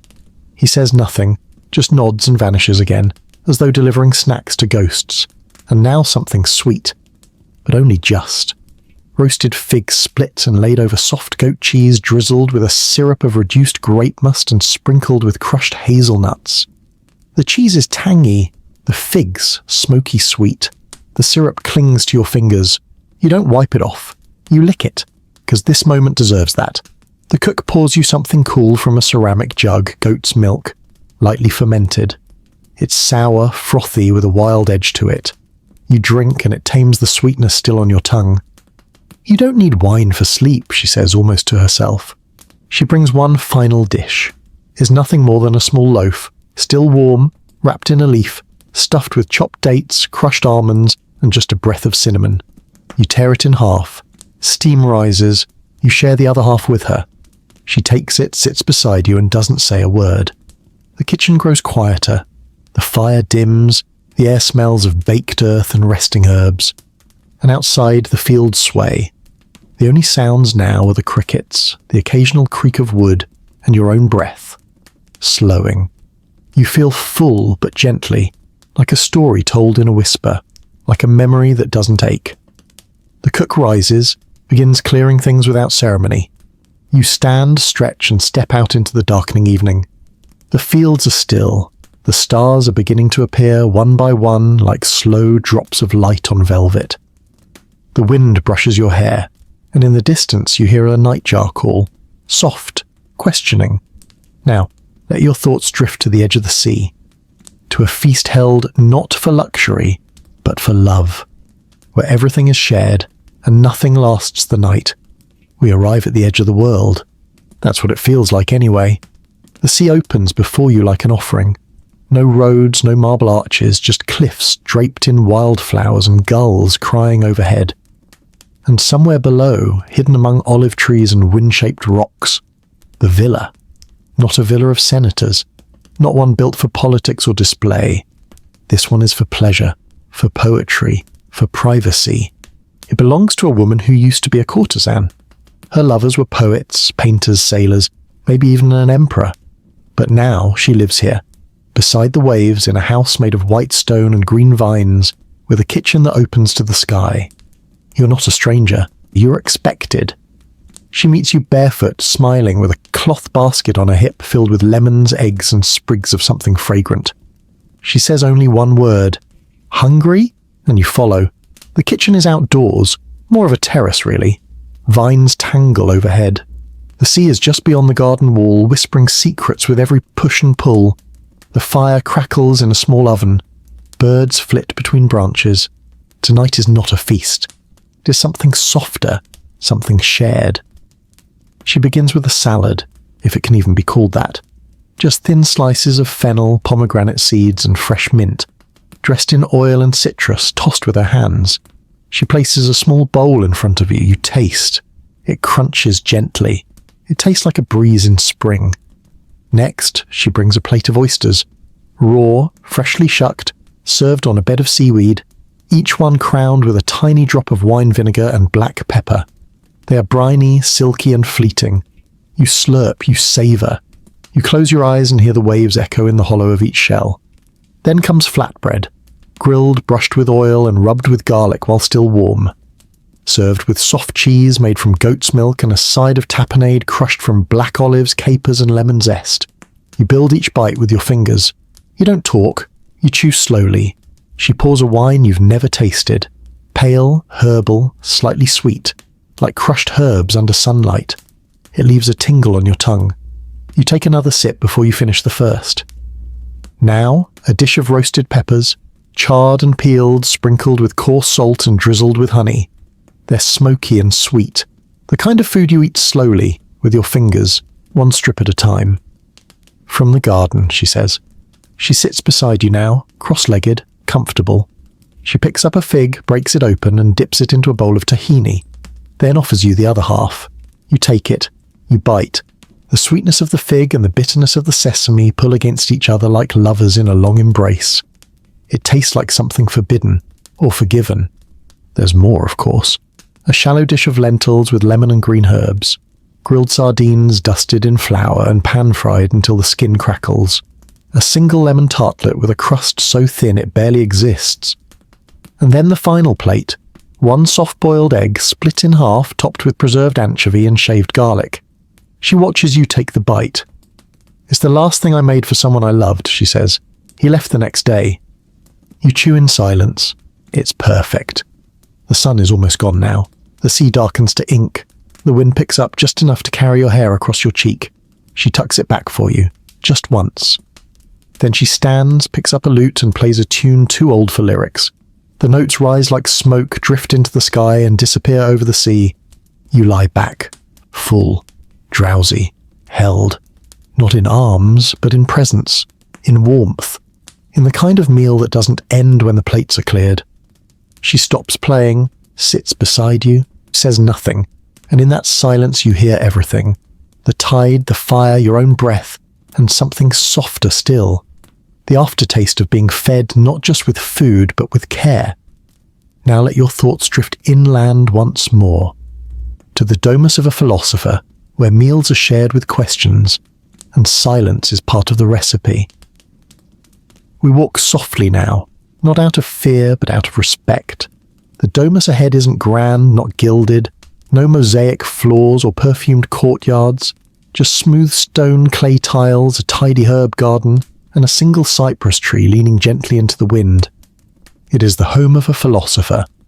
He's not famous, not rich, not particularly well dressed, but his thoughts are clear, his speech is careful, and his meals are quiet. You enter without knocking because the door is already open. Inside, everything is plain, wooden shelves lined with scrolls and fig jars, a reed mat, a single lyre collecting dust. But the kitchen smells like something ancient and gentle and warm. He greets you not with words, but with a soft nod, then gestures to the table. There are no plates yet, just a jug of cool water, sprigs of thyme, and 2 wooden bowls. You sit. The fire crackles faintly. A pot hangs above it, clay, well-used, bubbling softly with tisson, a kind of barley broth. That's the meal. You expect more. But as you watch him ladle it slowly, the steam curling upward like a question, you begin to understand. This is a meal of presence. He places a bowl before you. The barley has softened into comfort. The broth is rich with thyme, not spice. Bits of garlic, a sliver of leek, a whisper of olive oil. That's all. You lift your spoon, and you eat. The warmth moves from your throat to your chest, to your limbs, to your thoughts. There is no rush, no second course. Just breath. He eats too, slowly, eyes on the flame, occasionally nodding but saying nothing. At last he speaks. Food should not excite, he says softly. It should restore. He pours water into your cup. It smells faintly of mint, cold, clean. You drink and nod. The next dish is a simple one, boiled chickpeas tossed with vinegar and coriander seed, served cold, nutty, tangy, bright. You chew slowly. Each bite leads nowhere except the next. He watches you eat, not with pride, but with curiosity. As long as we feed the body, we should not neglect the mind, he says. Would you like a question with your fig? You smile. He cuts a fresh fig in half, sets it on a small plate. It's ripe, ruby inside, dripping gently. He waits until you bite it, then asks, which hunger lasts longer, of the stomach or of the soul? You chew, you think. You don't answer. He seems pleased. The next offering is dried mulberries, a few almonds, and a small square of mustaceum, a cake made with grape must, flour, and anise. Baked on bay leaves, fragrant, dense, not sweet but soulful. You break it slowly, eat each bite like a thought. Outside, the sun dips, the shadows stretch, a night bird begins to sing gently, like a lullaby overheard. He clears the bowls himself. You offer. He declines. It's my house, my labour, my joy. You nod. He returns with one final thing, a boiled egg. Plain. He cracks it, peels it, cuts it in half, and then offers one half to you dusted with salt.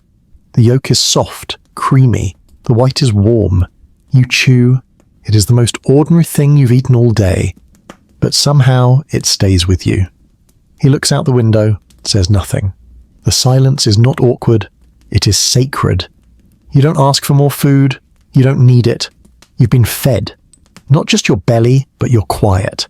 And that too is nourishment. You thank him, not aloud, just with your eyes. He nods once. As you step out into the cool dusk air, you feel light. Not with hunger, but with clarity. There is something beautiful about meals that don't want to impress you. Something kind about food that simply is. Now, let your thoughts drift to the roads again. To the travellers, the peddlers, the soldiers and strangers, and the roadside inn where stories are paid for in stews and sleep. The road stretches out behind you like a long exhale. Dust clings to your tunic. Your soles are tired, your breath is slow, but ahead, just beyond a stand of olive trees and a bent milestone, you see it. Amancio, a Roman roadside inn. It's modest, made of pale stone and weathered wood, with a tiled roof that seems to lean under the weight of years. Smoke rises gently from a chimney. A lantern sways above the doorway, glowing like a patient eye. You don't knock. You push open the creaking door and step inside. The air smells of wood smoke, garlic, and something bubbling, something with promise. A woman at the hearth looks up, nods once, and gestures toward a bench. She says only 3 words. Wash, then eat. You find a basin at the corner. The water is cool, it wakes your fingers, clears your dust-dulled face. You breathe, then sit. The bench is hard, the air is warm, the sounds are soft, just a low fire, an occasional cough from a back room, and the steady glup, glup, glup of a ladle stirring soup. The first dish arrives quickly. It's not fancy. A bowl of minutal S3x, pork stew with apricots and leeks. The meat is tender, the fruit softened into a subtle sweetness, the leeks just holding on to their bite. You don't ask what it is, you just eat. And it's good. Not the kind of good that demands praise, the kind that closes your eyes with each bite. Beside it, a wedge of coarse bread.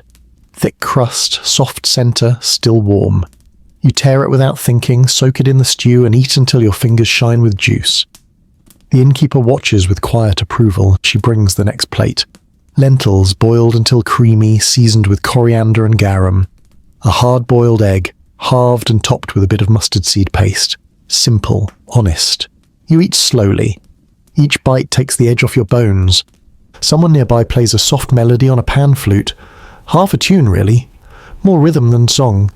A man at the next table dips bread into a bowl and hums along, his eyes half closed. Then comes the surprise. A clay bowl, hot to the touch. Inside, meritum nigrum, a black garlic and cheese paste mashed with walnuts and pepper, served with crisp flatbread triangles. It's intense, almost smoky. You chew slowly, a flavour that demands attention. The innkeeper chuckles as she passes. That one bites back. You grin, and then dessert. You weren't expecting it, but here it is. Patina de Pyrrhus, baked pear custard, warm, with a drizzle of honey and a single bay leaf tucked on top like a kiss. The edges are golden, the centre soft as breath. You take one bite, then another. Then you forget your name for a minute. Someone sneezes and someone laughs. The dog under the table shifts and sighs. The innkeeper pours you a cup of watered wine, slightly spiced, barely sweet. Just enough to remind your throat that warmth can take many forms. You sip, you sit, and the inn seems to slow around you. A soldier near the hearth leans against the wall, fingers tracing scars in the wood. A mother rocks her child beside the back door. A merchant scribbles notes into a scroll he'll lose by morning. And you close your eyes for a moment, not to sleep, just to hold the quiet. The innkeeper brings a blanket. No words, just a gesture, a glance. You pull it over your shoulders. She clears your dishes softly, the bowl still warm from your final bite. You lie back, not on a bed, not yet, but on the bench, content to let the stew settle deeper. The fire pops once. Outside, the wind picks up. Rustling fig leaves, pushing clouds, brushing gently at the window like a cat trying to come inside. And just before sleep takes you, you think, some places feed more than your belly, some places feed your journey. Now, let your thoughts drift further south again, to the farms below Capua, where shepherds roast their suppers, and no one eats alone. The hills roll gently here, like soft green shoulders under linen skies. We're south of Capua now. The land is generous, thick with vines, fig trees heavy with fruit, and stone terraces built not for grandeur but for grapes. Sheep bleat in the distance, their bells chiming like wind in pottery. The sun is lower than it should be, hiding behind a film of clouds, casting everything in a quiet golden haze. You arrive at the edge of a small farm. There's no road, just a path carved by feet and seasons. The scent of charred wood floats through the olive trees, warm and welcoming. A man waves you over. He's older, wrapped in wool, his hands nicked and calloused. A shepherd. He doesn't ask your name, doesn't ask your reason. He just says, "Come, eat while it's hot." You follow him to a wide, flat rock near a cooking fire. No chairs, just the ground. The fire crackles, and beside it, nestled in embers, is a clay pot dark with use. The smell? Lamb, rosemary, onion, and something faintly sweet. He lifts the lid. Inside, Agnus elixus conficulis, braised lamb with figs, garlic and red wine. It's been cooking low and slow, stirred with a stick, seasoned with instinct. He scoops some into a wooden bowl, drops in a piece of stale bread to soak up the juices, and hands it to you. You take it. The meat falls apart with just a nudge. The figs melt into the sauce, lending a softness that's more memory than sweetness. You eat. You forget everything else. Nearby, another shepherd roasts cheese over the coals, wrapped in grape leaves and turned carefully until the leaves crisp and the cheese inside softens. He passes you one, still hot, juice sizzling. You bite. The leaf cracks. The cheese oozes. It's smoky, salty, alive. There's wine, of course, poured from the leather flask, tart and thin, but strangely satisfying. You sip and it cuts through the fat of the lamb like a breeze through summer heat. You lie back in the grass. The ground is warm. The fire hums. Someone is singing nearby. Not well, but with heart. The sheep have settled. The sun slips further down. The shepherd plucks a handful of wild greens, chicory, rocket, a few dandelion leaves, and tosses them with vinegar and oil into a small bowl. It's bitter, bold, a reminder that nature doesn't always come sweetened. For dessert, roasted chestnuts and dulcia piperata. Honey cakes sprinkled with black pepper. The contrast is curious. Sweet and sharp, soft and warm. You eat them slowly, letting each bite stretch into the next. The shepherd watches you, chewing on a fig stem. We eat what we have, he says, but we share it like it's more.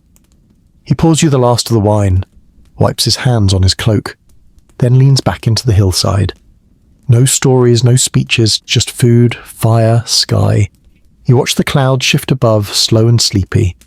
The bowl in your lap is empty, but you feel full. The fire dies down, someone yawns, the sheep sleep on, and you let your eyes close, your head rest in the crook of your elbow, and your breath slow into the rhythm of the hills. Tonight there is no feast, only supper, and somehow it's more than enough. Now let your thoughts drift to one final table. One last evening, one last candle, and the softest closing bite of all. It begins with silence. The kind of silence that settles after the songs, after the cups have emptied, after the fire has faded to a soft orange glow. You're in a quiet villa now, a place tucked far enough from the city to forget its noise, but close enough to smell the morning bread carts when the wind turns right. It's a guest house, maybe. Or a retreat. It doesn't matter. The walls are thick, the oil lamps flicker gently, and there is a seat for you. Just for you. The host is old. Her hair silvered, her shoulders draped in wool. Her hands move slowly now, but each motion carries decades of memory. She doesn't speak much, but when she does, it's with warmth, not weight. Tonight's meal isn't elaborate, but it is made with care. She begins with a bowl of triticum coctum, wheat berries, simmered until tender, dressed in olive oil and lemon, and scattered with herbs from her own garden. Parsley, lovage, a single leaf of rue, torn and dropped like punctuation. You chew slowly. The wheat is chewy, nutty, clean. Each bite feels like a breath you hadn't taken in weeks. She pours water from a clay jug. No wine tonight. Just cool, clear water touched with cucumber and thyme. You sip and it tastes like peace. Next, she sets before you a soft egg poached gently in wine and vinegar, laid over a cushion of lentil mash with onion and bay leaf. The yolk spills like sunlight across your plate. You tear a piece of flatbread, still warm, still whispering secrets from the oven, and catch every drop. The lamp beside you flickers. Shadows dance on the wall, slow and looping like lullabies for the eyes. She returns with a dish of roasted carrots and parsnips, sliced thin and baked with honey, olive oil and a pinch of crushed coriander seed. The edges have crisped just enough to sing when you chew. You taste root, warmth, memory, then a simple salad. Fresh figs halved, dusted with black pepper, nestled in arugula and drizzled with sour grape syrup. It wakes you gently, just enough to remind you this is still a meal, not a dream. And now the final course, the last offering. A tiny dish, held in her palms like something sacred. Libum, a small ancient Roman cheesecake. Ricotta, flour, honey, baked over bay leaves, no garnish, no fanfare. She places it before you, smiles softly and says, "Eat this slowly, there's nothing after." So you do. The crust cracks faintly under your spoon. The inside is warm, soft, slightly sweet, with the scent of bay and hearth and old Roman kitchens whispered down through centuries. Each bite is smaller than the last, not because you're full, but because you don't want it to end. You sit in silence. The host begins to clean, humming low, tuneless and tender.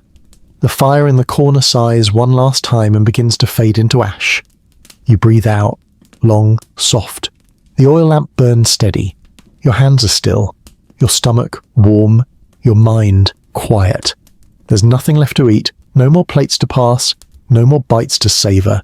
Just the aftertaste of peace and the hum of history inside your chest, like a lullaby made of bread and bay leaves. Tonight you've tasted the world. Not its battles, not its monuments, but its meals, and they have held you. Now rest, sleep. Let the roads dissolve and let the fires go dark. Let the stories rest where they belong, in full bellies and dreaming hearts. May these memories guide you into peaceful dreams. May the stew still steam in your thoughts, the fig stay right behind your eyes, and the warmth of every bowl follow you through the quiet of the night. If this gentle journey helped you drift, feel free to leave a soft word below or just rest. No pressure. Until next time, dear dreamer. Sleep well. Whispered slow. This has been Boring History for Sleep. Good night.